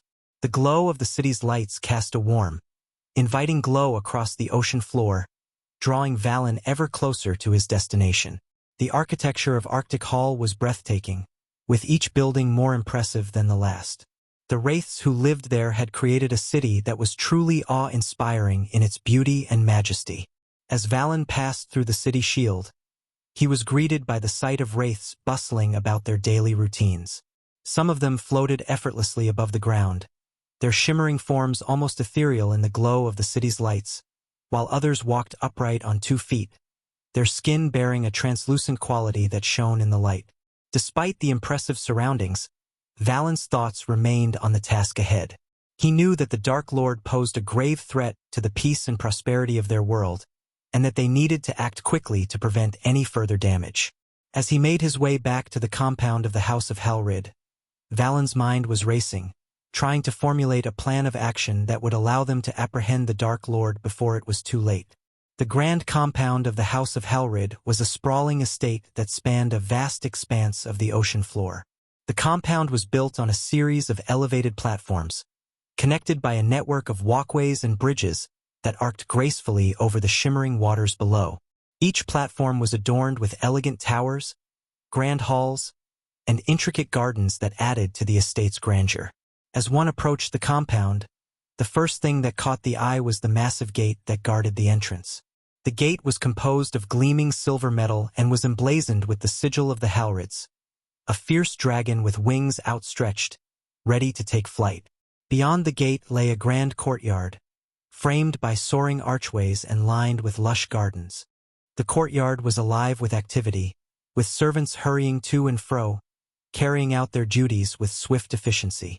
The sound of fountains and waterfalls filled the air, adding to the tranquil atmosphere that pervaded the estate. The manor at the center of the House of Halrid's compound was a grand and imposing structure that stood tall and proud amidst the surrounding gardens and courtyards. It was a magnificent edifice, made of polished white stone and embellished with intricate carvings and delicate filigree work that adorned every surface. The manor's architecture was a blend of different styles, with some elements harkening back to traditional styles of the Sea Realm and others incorporating modern innovations and influences from other cultures. The manor was surrounded by a wide moat, which was filled with crystal-clear water and teeming with colorful fish and aquatic life. A large drawbridge spanned the moat, providing access to the manor's main entrance, which was flanked by 2 towering statues of mythical sea creatures. As Valen and his companions made their way through the gates of the manor, the guards stationed there immediately bowed in respect. Valen turned to Mutrad and spoke firmly. "Mutrad, you have been to the Dark Lord's realm, and we are counting on you to work closely with the Gladraths to come up with a solid plan to capture him. We cannot afford to fail in this mission." While Valen spoke, Mutrad stood silently, nodding his head in agreement but keeping his thoughts to himself. Unlike Valen, Mutrad knew exactly why the Dark Lord was in their world and what was at stake. He understood the gravity of the situation and knew that failing to capture the Dark Lord could mean the end of their world as they knew it. However, Mutrad also knew he could not reveal any of this information to Valen or the others. They might suspect that he was working for the Dark Lord, which could potentially ruin any chances of success. It was a risk that Mutrad was willing to take, knowing that the fate of their world hung in the balance. Despite the concern and fear that gnawed at his heart, Mutrad remained stoic and silent, determined to do whatever it took to save their world from becoming another Ithilien. Valen strode confidently towards the main hall, with Mutrad following closely behind. The path leading to the hall was guarded by 2 imposing wraiths, each standing at 7 feet tall and fully armored. They bowed respectfully as Valen approached, opening the doors to reveal the grand main hall. Mutrad couldn't help but marvel at the sight before him. The hall was grandiose, decorated with tapestries, and adorned with chandeliers that illuminated the room with a warm glow. But Mutrad's awe was quickly replaced by shock as he saw the room was filled with the house elders and guards, all with panicked expressions etched on their faces. Valen's presence seemed to bring some relief to their anxiety as they all quickly stood up and bowed respectfully. "My lord," they said in unison, their voices echoing across the grand hall. Valen nodded in acknowledgement and turned to Mutrad. "I sense something is amiss," he said in a low voice, prompting Mutrad to tense up. "Yes, my lord," Mutrad replied hesitantly, his gaze scanning the room for any signs of danger. He couldn't help but feel a knot forming in his stomach. Something was not right, and he couldn't shake the feeling that something dire had happened. Upon Valen's entry into the main hall, the elders rushed towards him with fear etched on their faces. Mutrad's heart sank, sensing that something was terribly wrong. "My lord!" One of the gray-haired wraith with pointy ears stuttered, catching Valen's attention. "What happened?" he demanded, sensing the panic in the room. A moment of silence followed, and Mutrad could see the elders looking at each other nervously and sweating. Valen's impatience grew, and he could feel the anger starting to boil within him. The pointy-eared elder finally found the courage to answer. "My lord, the Emerald Scepter. It's gone," the elder stuttered. Mutrad couldn't believe what he had just heard. He watched as Valen's anger quickly turned to shock, and he darted towards the elder. He grabbed him by the neck, and a powerful aura shot out of him, almost knocking everyone down to the ground. The elder managed to stutter out, "It's gone, my lord," sweat dripping down his forehead. Mutrad watched in horror as Valen's grip tightened around the elder's neck. He knew that the Emerald Scepter was an artifact that the House of Halrid had been protecting for centuries. It was said to possess immense power and was one of the most valuable items in their possession. Finally, Valen let go of the elder, who gasped for air, and turned to face the other elders. "How could this happen?" he demanded, his voice laced with disbelief and anger. The elders looked at each other, their expressions a mix of fear and shame. "We don't know, my lord." One of them finally spoke up. It was their one moment, and the next it was gone. The atmosphere in the grand hall was thick with tension and disbelief as the news of the Emerald Scepter's disappearance sank in, with everyone standing in stunned silence, their faces etched with shock and disbelief. The Emerald Scepter was not just any artifact, it was one of 3 artifacts that had been forged when the Arctic Hall was created. Each of the 3 houses, the House of Halrid, the House of Gladrath, and the House of Bigmag, had been entrusted with one artifact, making them an integral part of the Arctic Hall. But now, with the Emerald Scepter missing, the House of Halrid's position in the Arctic Hall was in jeopardy. If they were unable to recover the artifact, they could face exile and the wrath of the higher elders of the Arctic Hall. The consequences of their failure were dire, and everyone in the room knew it. The weight of the situation hung heavy in the air as Valen looked around the room, his expression a mix of disbelief and anger. He had always known the importance of the Emerald Scepter, but now the gravity of its loss was sinking in. "How could this happen?" Valen demanded, his voice laced with frustration and disbelief. No one had an answer. The elders looked at each other nervously, their faces paling at the thought of the repercussions of their failure. Mutrad couldn't help but feel a sense of despair wash over him. They needed to find the artifact and quickly, or the House of Halrid and the Arctic Hall would be in jeopardy. The atmosphere in the Grand Hall was thick with tension and disbelief as the news of the Emerald Scepter's disappearance sank in. The artifact was not only a powerful item that the House of Halrid had been safeguarding for generations, but it was also an integral part of Arctic Hall's existence. Mutrad knew the gravity of the situation as he watched the elders and guards exchange glances of shock and horror. The Emerald Scepter was one of 3 artifacts that were forged when Arctic Hall was created. Each of the 3 ruling houses, House of Halrid, House of Gladrath, and House of Bigmag, was entrusted with one artifact, and together they symbolized the unbreakable bond between the 3 houses that made up the great underwater city. Losing the Emerald Scepter not only meant losing a valuable and powerful artifact, but it also meant jeopardizing the House of Halrid's place in the Arctic Hall. The thought of being exiled from Arctic Hall and facing the wrath of the higher elders was enough to make Mutrad's blood run cold. The loss of the Emerald Scepter was a grave matter that required immediate action. He could see Valen's mind racing as he tried to figure out what had happened and who could have taken it. Mutrad knew that finding the artifact was crucial not only for the House of Halrid but for the entire Arctic Hall. Valen's voice was still fragile as he spoke. "I need to see it with my own eyes." He walked through the crowd of stunned elders and guards, making his way to the end of the Grand Hall.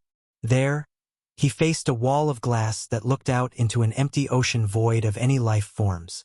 Valen placed his hand on the glass, and magical runes glowed as a golden bubble appeared in the empty ocean. As he stared at the empty bubble, Valen couldn't help but shiver. The bubble was supposed to contain the Emerald Scepter, one of the most powerful artifacts the House of Halrid had been protecting for centuries. It was hard to believe that it was gone.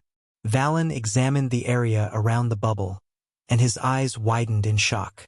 Powerful arrays and runes were placed all around the bubble, and a giant was guarding it. How could someone have stolen the Emerald Scepter with all of these protections in place? Valen turned to face the elders, his voice laced with anger and disbelief. How could this happen? Who is responsible for this? He demanded. The elders looked at each other, their expressions filled with fear and uncertainty. None of them could provide an answer. The Emerald Scepter was not only a valuable artifact, but it was also a symbol of their connection to the Arctic Hall. Losing it could mean being exiled from the hall and facing the wrath of the higher elders. Valen's shock was quickly replaced by an overwhelming fury, and he slammed his fist into the glass with a force that nearly shattered it into pieces.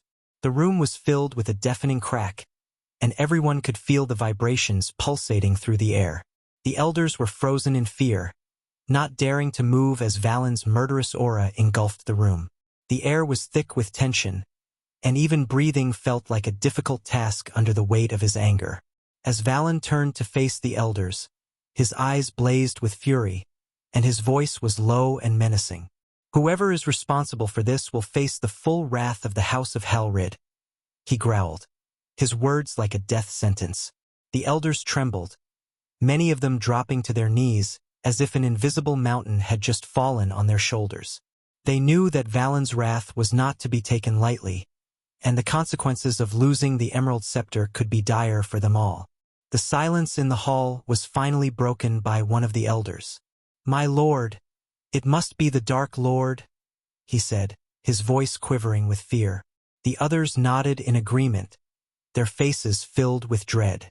Before Valen had arrived, they had all come to the conclusion that the Dark Lord was responsible for taking the scepter. After all, he was known for his desire for power and his disregard for the lives of others. But to Mutrad it didn't add up. He couldn't shake the feeling that this was not the work of the Dark Lord. The Dark Lord was here to find the Spirit Child and had no reason to take their artifact. He had no interest in the power the scepter held. "My lord," Mutrad spoke up, drawing Valen's attention. "With all due respect, I don't think it was the Dark Lord." Mutrad had to speak up and stop the elders and Valen from pursuing the Dark Lord.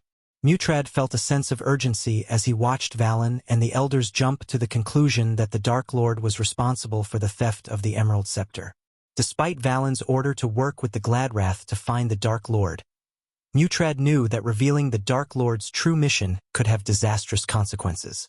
If the entire House of Halrid believed that the Dark Lord was the culprit and pursued him without investigating the actual thief, it would lead to chaos and destruction. Mutrad knew he had to speak up and stop them from making a costly mistake. The other elders looked at Mutrad with surprise and disbelief. "What do you mean?" one of them asked. Without paying heed to the panicking elder, Mutrad held Valen's gaze firmly. "My lord, consider this," he began, his voice low and measured.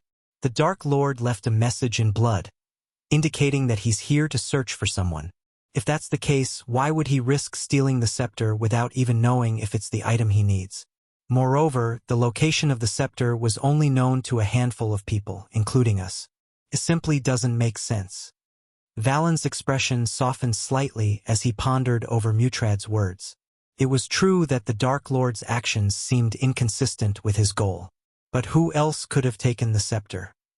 Chapter 900. Underwater Slaughter. In the Sea Realm, the absence of a sun made it impossible to have a day and night cycle like the one experienced in the realm above.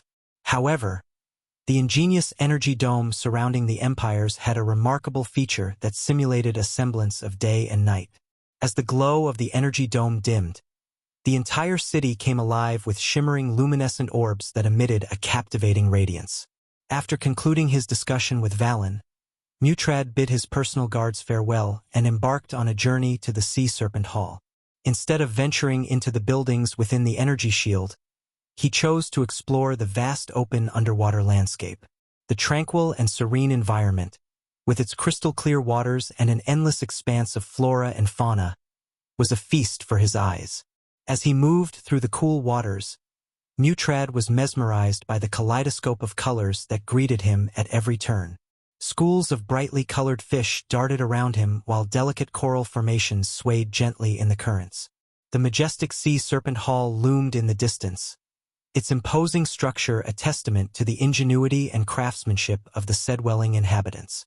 Silent and swift, Mutrad navigated the murky waters of the ocean depths until he came upon a spectacular coral formation. The soft glow of bioluminescent fish flickered around him, illuminating his path. As he drew near, a hidden cabin within the massive coral structure came into view. It was Mutrad's secret sanctuary, known to no one but himself. Casting a watchful eye around him, Mutrad approached the cabin with slow and deliberate steps. He paused before the door, checking for any signs of danger before tentatively knocking. The sound echoed eerily through the underwater silence, and to his surprise, the door creaked open on its own, revealing the dimly lit interior of his hidden refuge. As Mutrad cautiously stepped inside the cabin, he was immediately enveloped in darkness. The only source of light was a small, flickering candle on a rickety old table. The air was musty and filled with the scent of dampness and decay. The sound of water droplets could be heard echoing through the hollow space, a reminder of their deep underwater location. Mutrad's eyes slowly adjusted to the dim light, and he saw the Dark Lord sitting before a large marble table. The table was covered with an array of strange contraptions that emitted an eerie glow, casting shadows that danced ominously on the walls. Upon entering the dimly lit cabin, a sudden gust of wind slammed the door shut behind him, sealing him inside with the Dark Lord. The flickering candle cast eerie shadows across the room, illuminating strange contraptions scattered across the marble table before the Dark Lord. Mutrad could feel the cold, thick aura emanating from the Dark Lord, sending shivers down his spine. The Dark Lord's upper body was bare, revealing scars and battle marks etched across his muscular frame. He continued to fiddle with the strange devices, paying no attention to Mutrad's arrival. Slowly and cautiously, Mutrad inched his way closer to the intimidating figure before him. The spider hanging from Mutrad's chain quivered with unease, its 8 legs wriggling in agitation. From the spider, the Dark Lord had seen everything that Mutrad had seen, including Valen's conversation with Gleelis and the theft of the Emerald Scepter. Powerful magic was at play in the theft of the scepter. The Dark Lord's voice was calm yet commanding, filling the silent cabin. Mutrad was taken aback by the Dark Lord's words, wondering how he knew about the use of magic. Suddenly, the quivering spider reminded him that he was always being watched. A sinister chill filled the cabin as the Dark Lord's voice grew colder. The flickering candles intensified, casting a haunting glow across the room as strange, thick darkness enveloped them. Such powerful magic can only be achieved by spilling the blood of a truly powerful being. The Dark Lord's voice echoed menacingly. Mutrad's heart pounded in his chest as he asked, "Do you mean the spirit child?" The Dark Lord simply nodded in response, his eyes fixated on the strange contraptions before him. "You may not be the only one who has lost their artifact. Investigate both the Gladrath and Big Mag houses to see if they too have suffered a similar loss. The one who still possesses their artifact likely stole the others," advised the Dark Lord with a sharp gaze. Mutrad stood there, stunned by the Dark Lord's revelation. As he tried to wrap his head around the situation, the Dark Lord flicked his wrists, summoning 2 dark swords from the shadows. They flew through the air before landing on the marble table with a clang. The Dark Lord picked up a sharpening stone and began to brush it expertly against one of the blades, causing crimson-red lightning bolts to dance and crackle along the black surface. Despite the impressive display, Mutrad couldn't shake the feeling that something was off. The cabin was oppressively silent, except for the sharpening stone's sound against the blade. The Dark Lord seemed to be waiting for something, and Mutrad's nerves began to prickle with anxiety. Mutrad was taken aback by the Dark Lord's statement. "That cannot be possible, Ghost. The artifacts are protected by giants. It is impossible for someone to take them without alerting the Guardians," Mutrad argued, his voice laced with concern. He couldn't bring himself to address the Dark Lord by his title, especially when he was so disturbed by what he had just heard. The Dark Lord remained unperturbed. "Yet someone did," he replied calmly. Mutrad could feel his unease growing. The cabin was eerily silent, with only the sound of the Dark Lord sharpening his blade breaking the stillness. He couldn't shake off the feeling that something was amiss. "I suspect it's either the House Gladrath or the House Big Mag who took the artifact. You didn't agree to serve me out of loyalty but to save your world. So, it'll give you a chance to find out who took the artifact," Ghost said. Mutrad stood still, his mind racing with the weight of the Dark Lord's words. The silence in the cabin was heavy and suffocating, and Mutrad knew that the Dark Lord was not finished speaking. "Whoever took the artifacts has Harry." The Dark Lord's voice dripped with killing intent, sending shivers down Mutrad's spine. "If you find them before I do, you will save countless lives. Lives that you have sworn to protect." The Dark Lord's eyes bore into Mutrad's, and he could feel the pressure of the task that had been bestowed upon him. The Dark Lord set down his sharpening stone and began to strap on the various contraptions scattered across the table. Mutrad watched in awe as the Dark Lord first fastened on a black bracer etched with intricate silver markings, the Mark III grappling hook. Next, he slid on a black wrist bracelet, the APD, with a faint sound of needles piercing flesh. Mutrad shuddered at the thought of what it must be doing to the Dark Lord's arm. Finally, the Dark Lord selected a larger wrist bracelet, the Olympus, which resembled a wristwatch with a hole in the center to hold an arch-energy crystal. Mutrad knew better than to ask questions and simply observed in silence as the Dark Lord prepared himself for whatever lay ahead. Mutrad's eyes widened as he watched the Dark Lord prepare for battle. The sound of clanking metal filled the air as the Dark Lord rose from his chair, his dark armor wrapping around him like a second skin. With a swift motion, he sheathed his dark swords on his back, ready for whatever was to come. "What's happening?" Mutrad couldn't help but ask, his voice trembling with fear. The Dark Lord cracked his neck, a low growl escaping his lips. He didn't answer Mutrad's question, but the sudden presence of several powerful beings in the room made it clear that danger was near. The cabin shook violently as the powerful beings appeared, causing Mutrad to stumble. Panic set in as he realized he couldn't be seen with the Dark Lord. But before he could even voice his concerns, the Dark Lord simply snapped his fingers, and the flickering candle was snuffed out, plunging the room into complete darkness. Mutrad's heart raced with fear as he heard the sounds of the powerful beings drawing closer. "How did they find this place?" he asked the Dark Lord in a trembling voice. The Dark Lord turned to him with a cold gaze. "You should choose your confidants more carefully, Mutrad. Cowards are not to be trusted with important matters," he sneered. As the Dark Lord spoke those words, Mutrad couldn't help but think of Dylan. He was the one trusted to accompany the Dark Lord and guide him through this world. Yet the moment the fighting started with Tertiz and his group, Dylan fled from the tavern and disappeared without a trace. Mutrad could feel his heart pounding in his chest as he realized he may have made a grave mistake in placing his trust in Dylan. He was the only other person who knew about the cabin's existence and the Dark Lord's presence there. The realization hit Mutrad like a ton of bricks. Dylan had betrayed him. Mutrad's fists clenched with anger as he thought about the coward who had betrayed him in a time like this. The sense of betrayal cut deep, and Mutrad vowed to teach Dylan a lesson if he had survived the Dark Lord's wrath, although he doubted he would.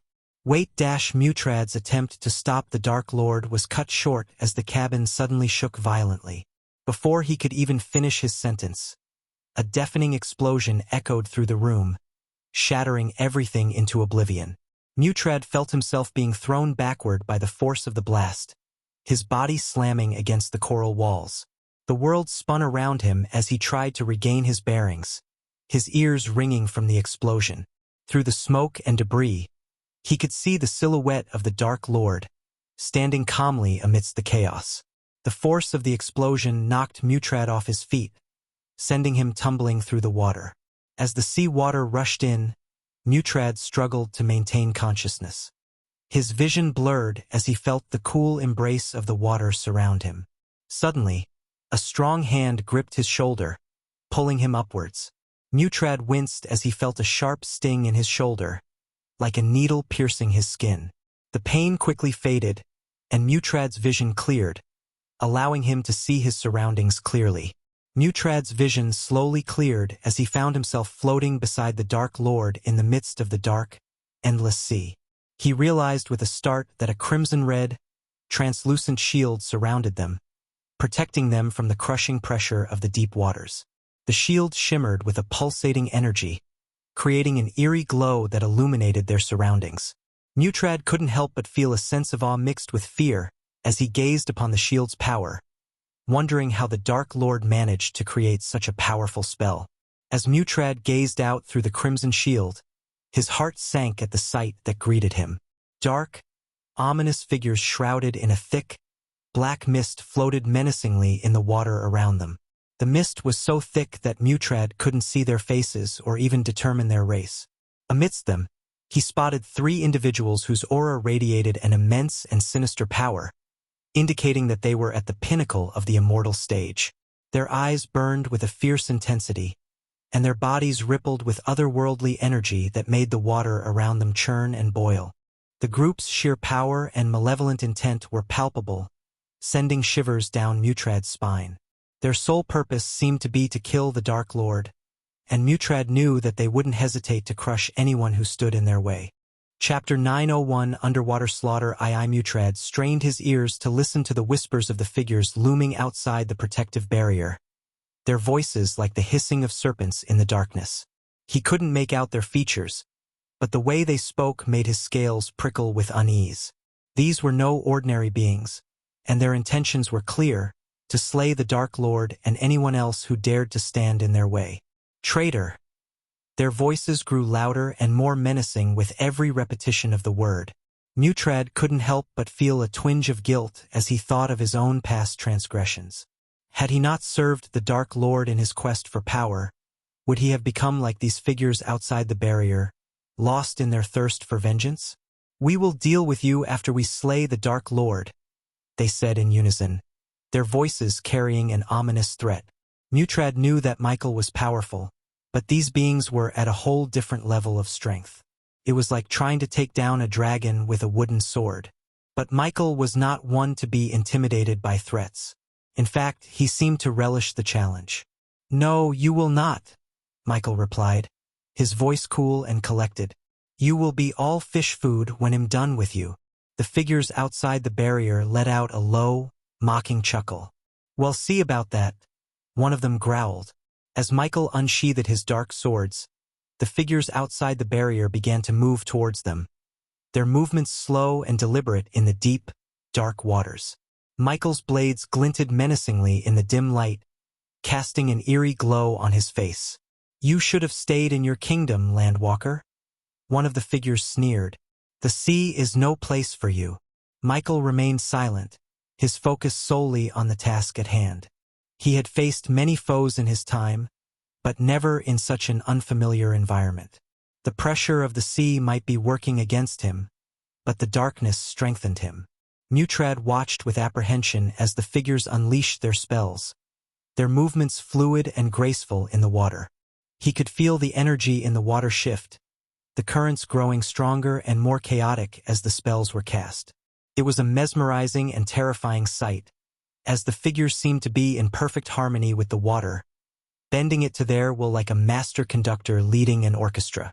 Suddenly, the water around Michael erupted in a dazzling display of light and energy. Beams of energy, bolts of lightning, and explosions of fire erupted around him, illuminating the surrounding waters in a brilliant display of colors.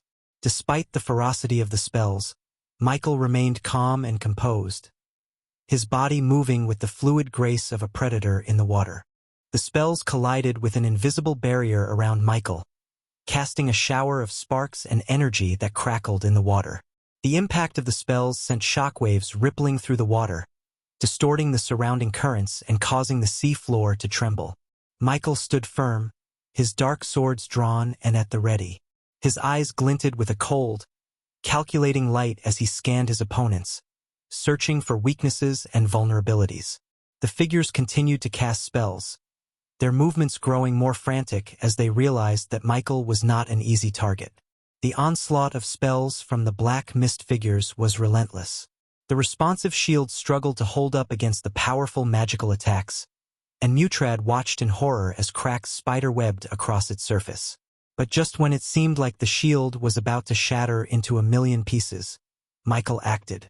With a wave of his hand, Michael unleashed the death range, and the world around them was plunged into darkness. Mutrad felt the power in the air shift, and she knew that Michael had just entered the half-celestial stage. In the darkness, Michael's power was amplified, and his enemies were left vulnerable. The cracks in the shield rapidly disappeared as Michael channeled his newfound strength, and the black mist figures were momentarily caught off guard. Mutrad's eyes widened in astonishment as Michael defied the odds and dashed straight through the crimson-red shield without a second thought. Mutrad himself had been born and raised in the sea realm, and his body had adapted to the immense pressure over time. However, even he knew that the deepest parts of the sea realm were impossible to survive without proper preparation. And yet, here was Michael, fearlessly fighting the black mist-covered hostiles on their own turf. Mutrad watched in amazement as the Dark Lord's movements became a blur, his swords flashing through the water with lightning speed. The pressure of the water seemed to have no effect on him as he weaved in and out of his opponent's attacks. As the black mist-covered hostiles cast their spells at Michael, Mutrad watched in awe as the spells took shape in the water. One of them cast a spell that created a whirlpool of bubbles that rushed toward Michael, trying to ensnare him. Another cast a spell that created a stream of water spears that shot toward Michael with deadly precision. Yet another created a massive wave that crashed down toward Michael, threatening to engulf him. But Michael was ready for them. With a swift movement, he unsheathed his dark swords and sliced through the spells with ease. The whirlpool of bubbles dissipated as his swords cut through it. The water spears shattered into harmless droplets as his swords passed through them, and the massive wave split in two as his swords carved a path through it. The spells cast by the hostiles were specifically designed for underwater battles.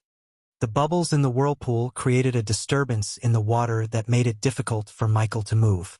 The water spears were perfect for piercing through the water and hitting a moving target, while the wave was meant to be an overwhelming force that could crush any opponent. Despite the formidable nature of the spells, Michael was able to cut through them with ease. His dark swords were specially designed to cut through anything, including spell or magic, and he had honed his skills to perfection. When Michael wielded the dark swords, they emitted a menacing glow that illuminated the dark waters. The swords were encased in a fierce aura of crimson-red lightning, crackling and surging around them like miniature bolts of energy. Michael deftly sliced through the spells cast by his opponents, while the lightning around the swords intensified, illuminating the area around him with flashes of red light. The water around him seemed to distort and warp in the wake of the sword's movements, as though the energy of the lightning was warping the very fabric of reality. The dark swords themselves appeared almost alive in Michael's hands, writhing and twisting as though they were eager to slice through anything in their path. Their edges were razor-sharp, glinting ominously in the red light of the lightning surrounding them. Michael cut through the spells cast by his opponents with ease, as if he and the dark swords were one, moving in perfect unison to slice through the threatening magic. His opponent's powerful spells had no effect on him as he remained unfazed, confident, and skillfully maneuvering through the underwater battle. The spells cast by Michael's opponents created brilliant flashes of light that illuminated the surrounding waters. Still, they were no match for the all-encompassing darkness that blanketed the ocean depths. In fact, the more the light shone, the more the darkness seemed to grow, as if it were feeding off the energy released by the spells. And as the darkness intensified, so did Michael's power. His body seemed to absorb the darkness like a sponge, and with each passing moment, he became more formidable, more invincible. It was as if the darkness was a part of him, empowering him to effortlessly slice through the spells that threatened him and the dark swords that crackled with crimson-red lightning. After effortlessly cutting through the spells, Michael locked his intense gaze on one of the half-immortals among the group. His eyes began to glow with a fierce intensity as he summoned a dark energy from within. The energy flowed through his body and concentrated in his eyes, which then emitted two laser-like black beams that shot through the water with incredible speed. The beams were so powerful that they vaporized the surrounding water, creating a momentary cloud of steam, and penetrated the figure through the black mist. The half-immortal screamed in agony as the beams burned through their body, leaving the half-immortal in pure agony. The half-immortal's screams of pain echoed through the water, but it was abruptly silenced as Michael dashed towards him. The black mist surrounding the figure did nothing to slow Michael down as he swung his dark swords with deadly precision. The swords sliced through the water with ease, leaving behind a trail of crackling red lightning. In a split second, Michael's swords made contact with the half-immortal's neck. The blades cut through the water and through the figure's neck like a hot knife through butter, sending his head flying off his shoulders. The surrounding water turned red as blood mixed with the ocean, creating an eerie atmosphere. Michael stood there, his body pulsing with power, as he watched the half-immortal's headless body drift away. The other figures watched in shock and fear, realizing that they were facing a truly formidable opponent. Ding! Congratulations to the host for killing a half-immortal level 8 warrior. The reward is 1 million experience points and 20,000 badass points. Ding! Congratulations to the host for successfully being a badass. The reward is 15,000 badass points. Upon killing one of the 8 enemies, Michael heard the notification from the system ringing in his head. He ignored the system notification and focused on the task at hand. Use the light, bellowed one of the immortals, his voice carrying a commanding tone that left no room for argument. Without hesitation, the others followed suit, their hands raised towards the darkness that surrounded them. Suddenly, a brilliant orb of light materialized, pulsating with an intensity that made Mutrad squint and close his eyes. The radiant light illuminated the ocean around them, revealing the eerie black mist that enveloped the hostile figures. The pulsating energy emanating from the orb was so strong that Mutrad could feel the pressure increasing around him, almost suffocating him. The intense brightness from the orbs clashed with the overwhelming darkness from Michael, and the collision created an eerie grayness that engulfed the entire area. The two opposing forces seemed to be locked in a tug-of-war, each one striving to overcome the other. The struggle between light and darkness was so intense that Mutrad could feel the pressure building up around him, making it difficult to move. He watched in awe as the two powerful forces pushed and pulled against each other, neither one giving in. The pulsating orbs of light emitted a powerful energy that Michael could feel even from a distance. As the wielder of the dark flames, he was intimately familiar with the energy of primordial flame, but the energy emanating from the orbs was completely different, yet somehow familiar. It was as if the energy of the light orbs was the opposite of the dark flames but still connected in some way. Michael could feel the opposing forces trying to cancel each other out, but the balance between them remained fragile and uncertain. As the orbs of light pulsated with immense energy, Michael's body began to feel the strain of the opposing force. He could sense the energy from the orbs, a kind of primordial flame that was completely opposite to his own dark flames.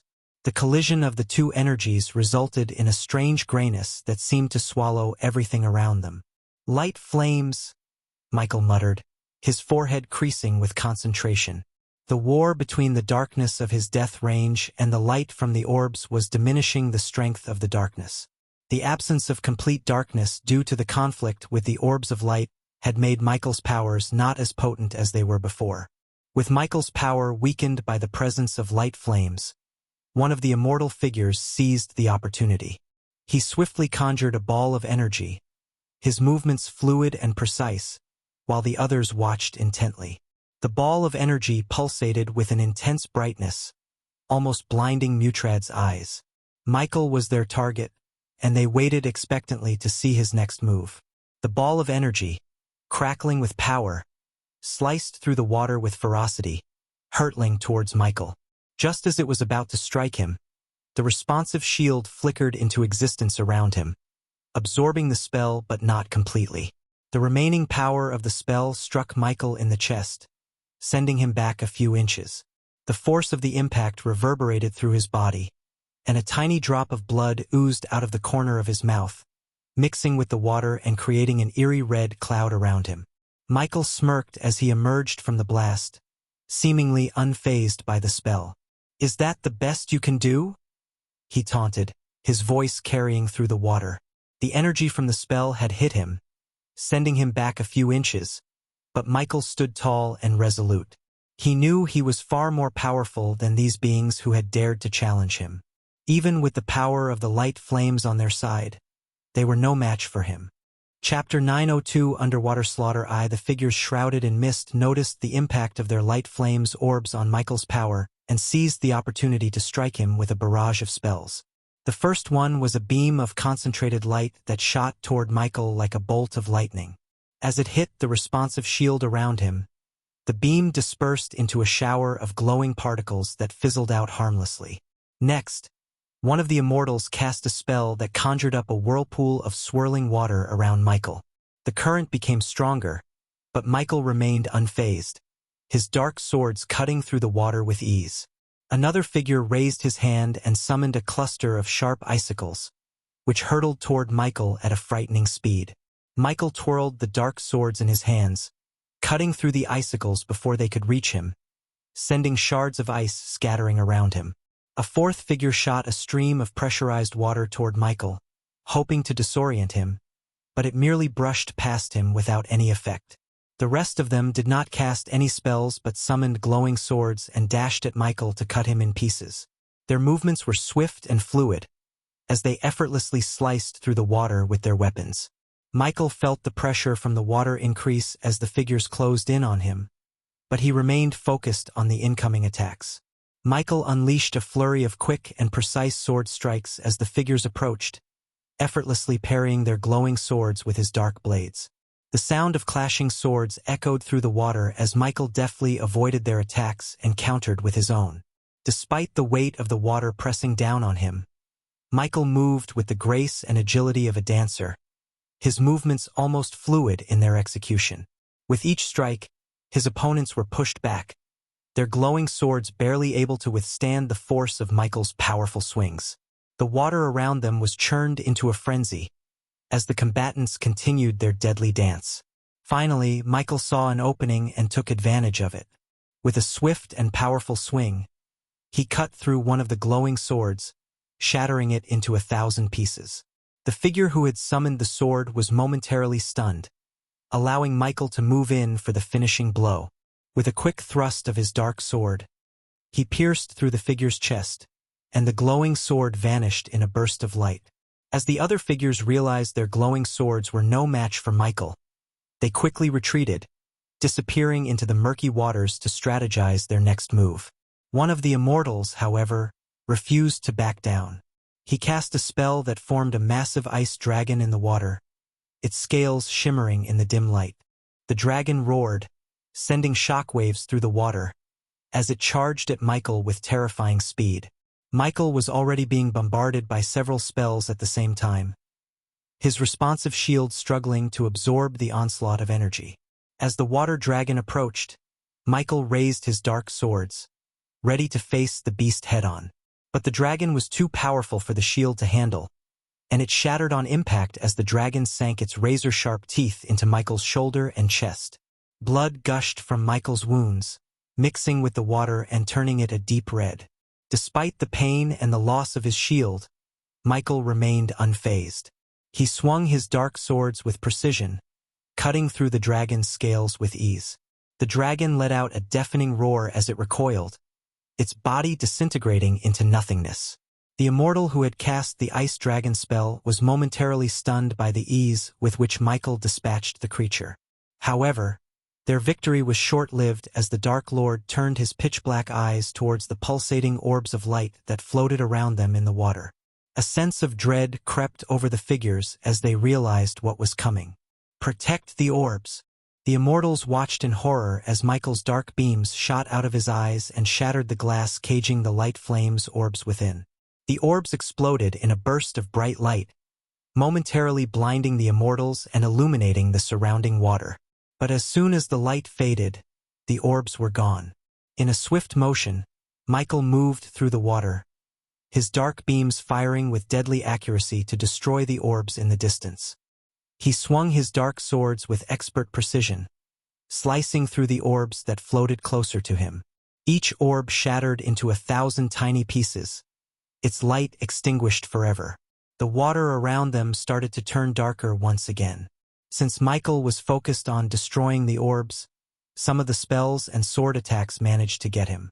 The black mist-covered figures managed to cut Michael several times, their glowing swords slicing through his flesh with ease. But the APD, the potion and pill dispenser that the Dark Lord wore around his wrist, sprang into action, injecting a potent healing potion into Michael's bloodstream. Despite the pain that racked his body, Michael fought on, his face a mask of determination. As the battle raged on, the immortals launched one spell after another, bombarding Michael with powerful attacks that would have felled any other warrior. But Michael's APD kept injecting him with healing potions, allowing him to withstand the onslaught. The pain was excruciating, but Michael refused to let it show. Despite the spells and attacks, Michael fought on, his dark swords flashing as he sliced through the glowing swords of his opponents. His eyes blazed with an otherworldly light as he fired dark beams from his gaze, obliterating the orbs of light that surrounded them. Each blow he struck was more ferocious than the last, his strength fueled by a burning desire to see the battle through to its conclusion. Finally, after what felt like an eternity, Michael destroyed the last of the light flame orbs. With a triumphant roar, he turned to face his opponents, his eyes blazing with a fierce intensity. Though battered and bloodied, Michael knew the battle was far from over. But with the light flames extinguished, his power once again reached the half-celestial stage. "Did you really think these puny light orbs would give you an advantage over me?" Michael scoffed, his wounds healing quickly thanks to the APD injecting healing potions into his bloodstream. Cuts and bruises on his body slowly faded away as he stood amidst the darkness that surrounded them. The immortals moved away from Michael. Their confidence was shaken by his words and the strength he possessed. But Michael knew the battle could have ended much sooner if they weren't fighting underwater, where the pressure was restricting his movements and limiting his abilities. "And those spells you cast," Michael continued, his voice dripping with sarcasm, "they may have looked ordinary, but they were all epic-level spells. You really know how to put on a show, don't you?" Despite the pain he felt, Michael remained composed and focused on the task at hand. He knew he had to adapt to the underwater environment and overcome the challenge posed by the light orbs.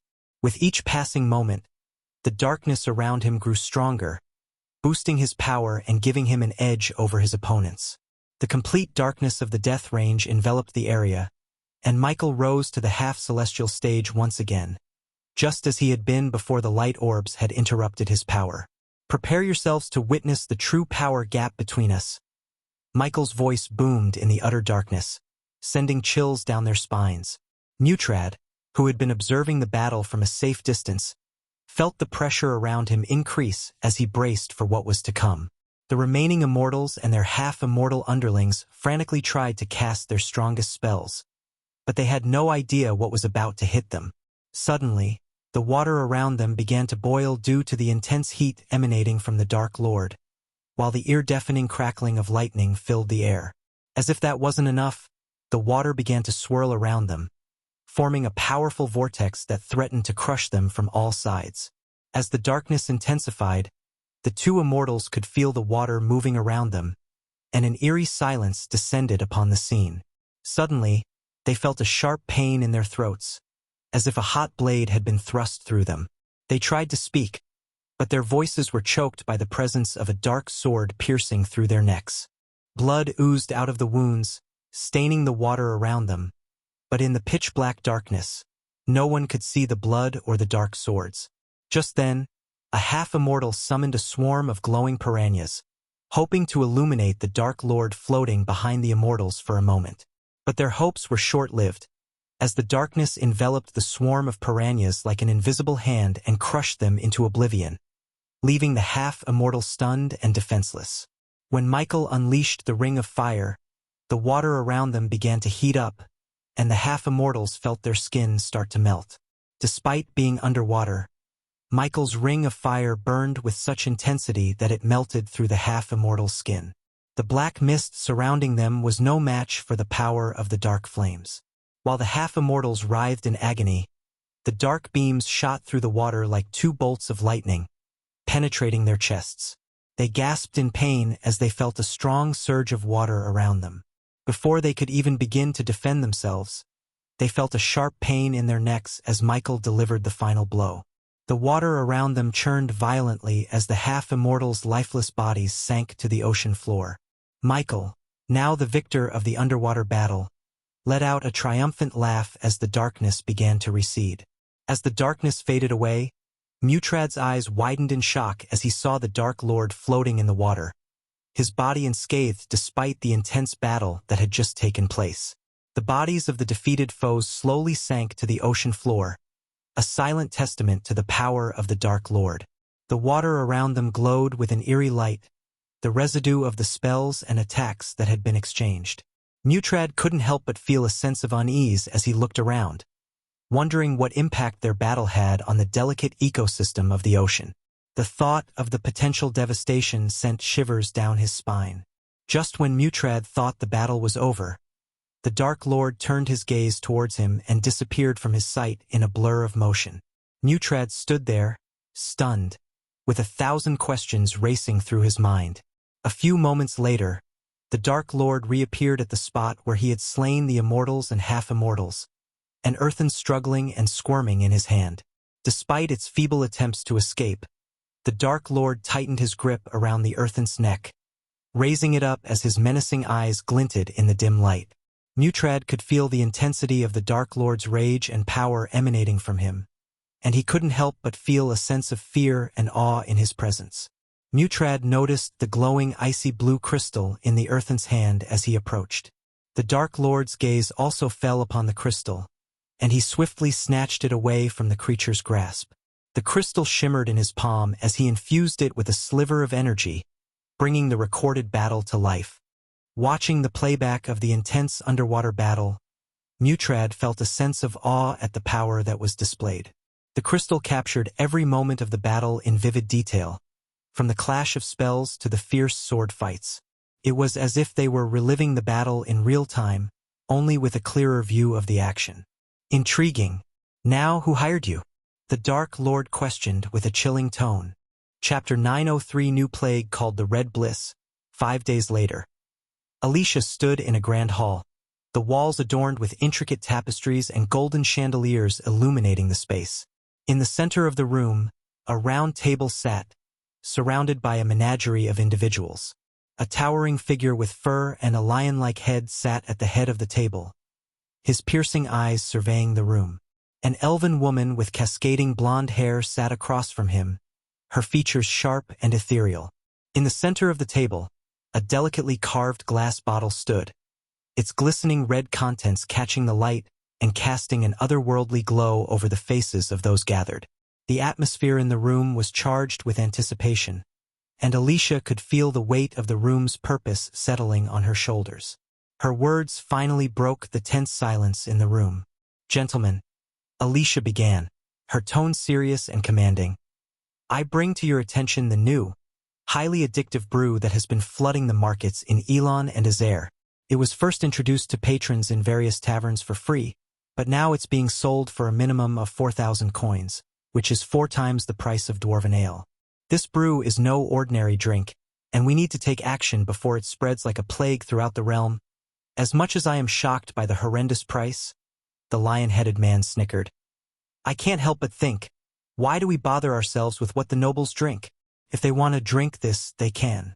It's their choice. We, guardians, certainly have better things to worry about than some drink." Alicia couldn't help but feel a tinge of annoyance at his dismissive attitude towards the addictive brew that was causing chaos in Elon and Azair. But her focus quickly shifted to the new Alpha Guardian of the Hunter Guardians, Alara Valrin, as she listened intently to the discussion. The Valrin family was no stranger to the position of Alpha Guardian, as Alara's predecessor, Tanulia Valrin, had held the title before her untimely demise at the hands of the Dark Lord. After the brutal massacre of the Hunter Guardians and the devastating crash of Tanulia's warship into the guild headquarters, no one was willing to take up the mantle of Alpha Guardian. But to everyone's surprise, Alara stepped forward, ready to lead the charge against the Dark Lord and his minions. Unlike her predecessor, Alara was cunning, patient, and breathtakingly beautiful. Her lethal combination of brains and beauty made her a formidable opponent, and though she did not openly vow vengeance against the Dark Lord, everyone knew that when the time came, she would be the first to strike him down. As for Alara, she remained silent and observed the discussion with a keen eye. Her elegant features betrayed no emotion, but everyone in the room knew that beneath her calm demeanor lay a fierce determination. Alara was a Valrin, after all, and the blood of the great warrior family ran strong in her veins. When Alara finally spoke, her voice was cool and measured. "We cannot afford to turn a blind eye to this issue. The addiction caused by this brew is not just harming individuals but also affecting their families and communities. We must take action to prevent further harm." As the discussion continued, it became clear that Alara's words held weight. Her leadership and strategic thinking had already earned her the respect of many, and it was no surprise that she had risen to the position of Alpha Guardian. Alicia nodded in agreement with Alara's words, and it seemed that many others in the room shared her sentiment. Even the lion-headed man seemed to be reconsidering his dismissive attitude toward the issue. "My team has informed me that some nobles are willing to pay up to 10,000 for a single bottle of this so-called red bliss," Alicia said, her voice ringing out clearly in the hall. "And within just a week of its appearance, many young nobles have become addicted to it. They're neglecting their studies and cultivation, instead frantically scouring the kingdoms for a bottle and drinking it all day long." A murmur of concern rippled through the room as the gravity of the situation became clear. "This is a threat not just to individuals but to entire communities." Alara spoke up, her voice firm and resolute. "If we do not take action to prevent the spread of this addiction, it will only continue to grow and cause more harm." Alicia nodded in agreement, her eyes scanning the room once more. "Many sects have been discussing putting a ban on the bottle, but we must act quickly and decisively if we hope to curb the addiction before it's too late." The Guardians exchanged worried glances, the weight of the situation heavy on their shoulders. But as always, they remained steadfast in their duty to protect and serve. Alicia stood tall in the center of the brightly lit hall, her eyes piercing through the crowd of council members gathered around the round table. She took a deep breath before speaking, her voice commanding attention. "As I investigated the source of this new brew, I discovered that the official distributor of the highly addictive Red Bliss is none other than the Phoenix Manor," she said, her words ringing out with a sharp edge. The council members exchanged worried glances and murmurs began to spread throughout the room. Alicia's information was not to be taken lightly. "But there's more," Alicia continued, a hint of satisfaction creeping into her tone. "The Phoenix Manor began distributing these bottles only after the disappearance of Lord Julius." The room fell silent, and all eyes turned to Alicia in anticipation of what she would reveal next. She savored the moment before continuing, her words calculated for maximum impact. "One of my informants inside the Phoenix Manor informed me that Lord Julius was approached by the Dark Lord's minion.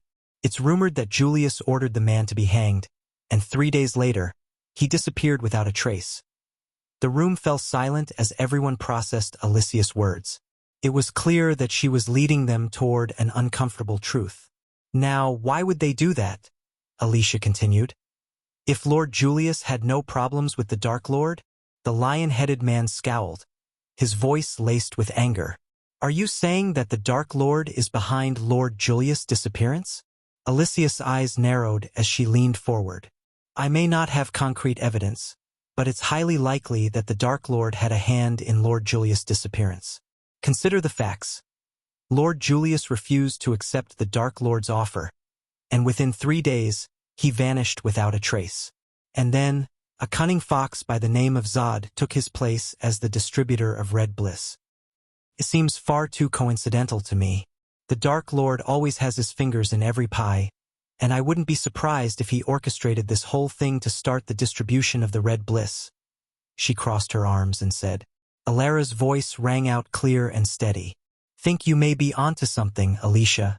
It's no secret that the Dark Lord values his coins above all else. And after the Supreme Guardian shut down the Majestic and Hades, his two biggest sources of revenue, it's likely that he would look for new ways to fill his coffers. Alicia nodded in agreement. Exactly. And what better way to do so than by addicting the nobles to a highly profitable substance? Alara paused for a moment, her piercing gaze sweeping across the room. As for Lord Julius' disappearance, I believe it is no coincidence that it occurred just as the distribution of the Red Bliss began. The Dark Lord is known for his ruthless tactics, and he would not hesitate to eliminate anyone who stood in his way. A murmur of agreement rippled through the room, and Alara continued. Furthermore, we must not forget that the Dark Lord has always been drawn to coins and wealth. It is not beyond the realm of possibility that he saw an opportunity to profit from addiction. The weight of Alara's words hung heavy in the air, and the room fell into contemplative silence as the gravity of the situation settled in. An end to this red bliss, we need real evidence. Until then, we might have to push for unofficial bans 00:17 among the sections.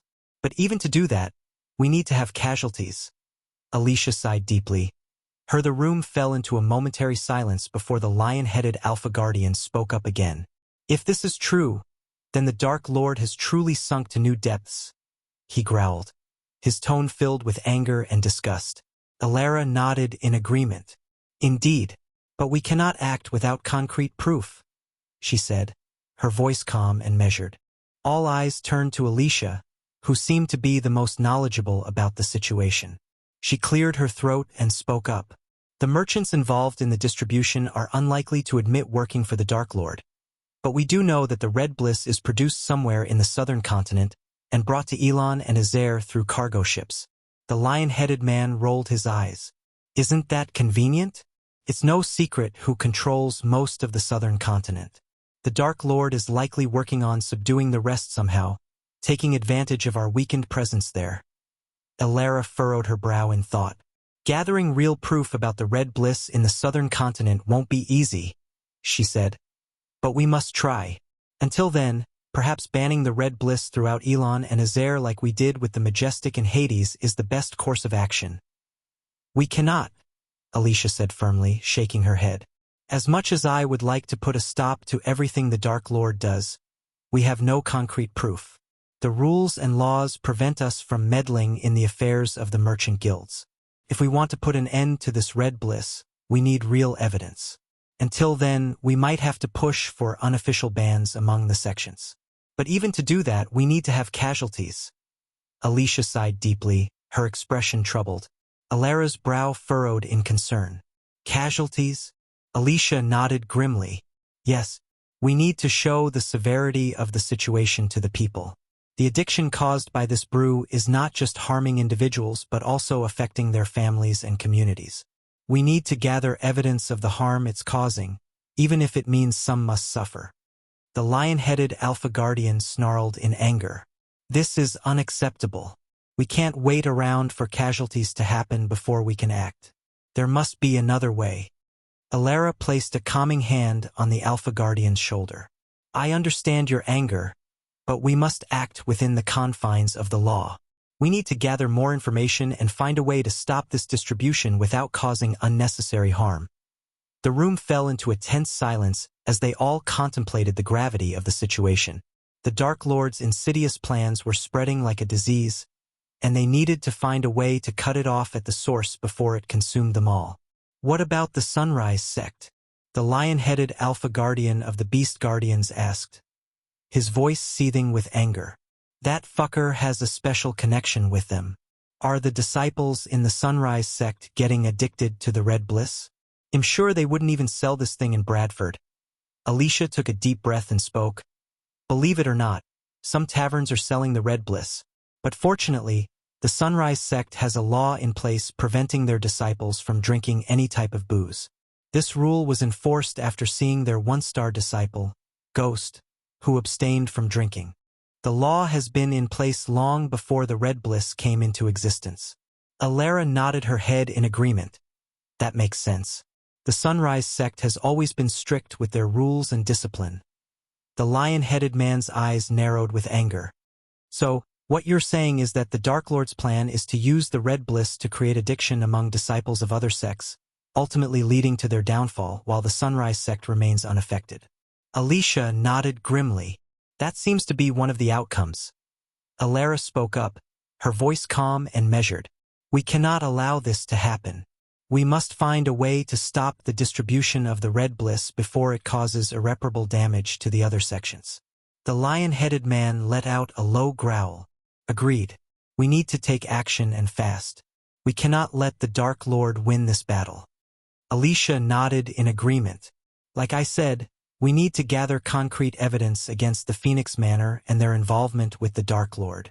We cannot act without proof, or we risk starting a war. Alara spoke up again. We need to be careful and strategic in our approach. Let us gather information and evidence, and only then can we move forward with a plan to stop the distribution of the red bliss.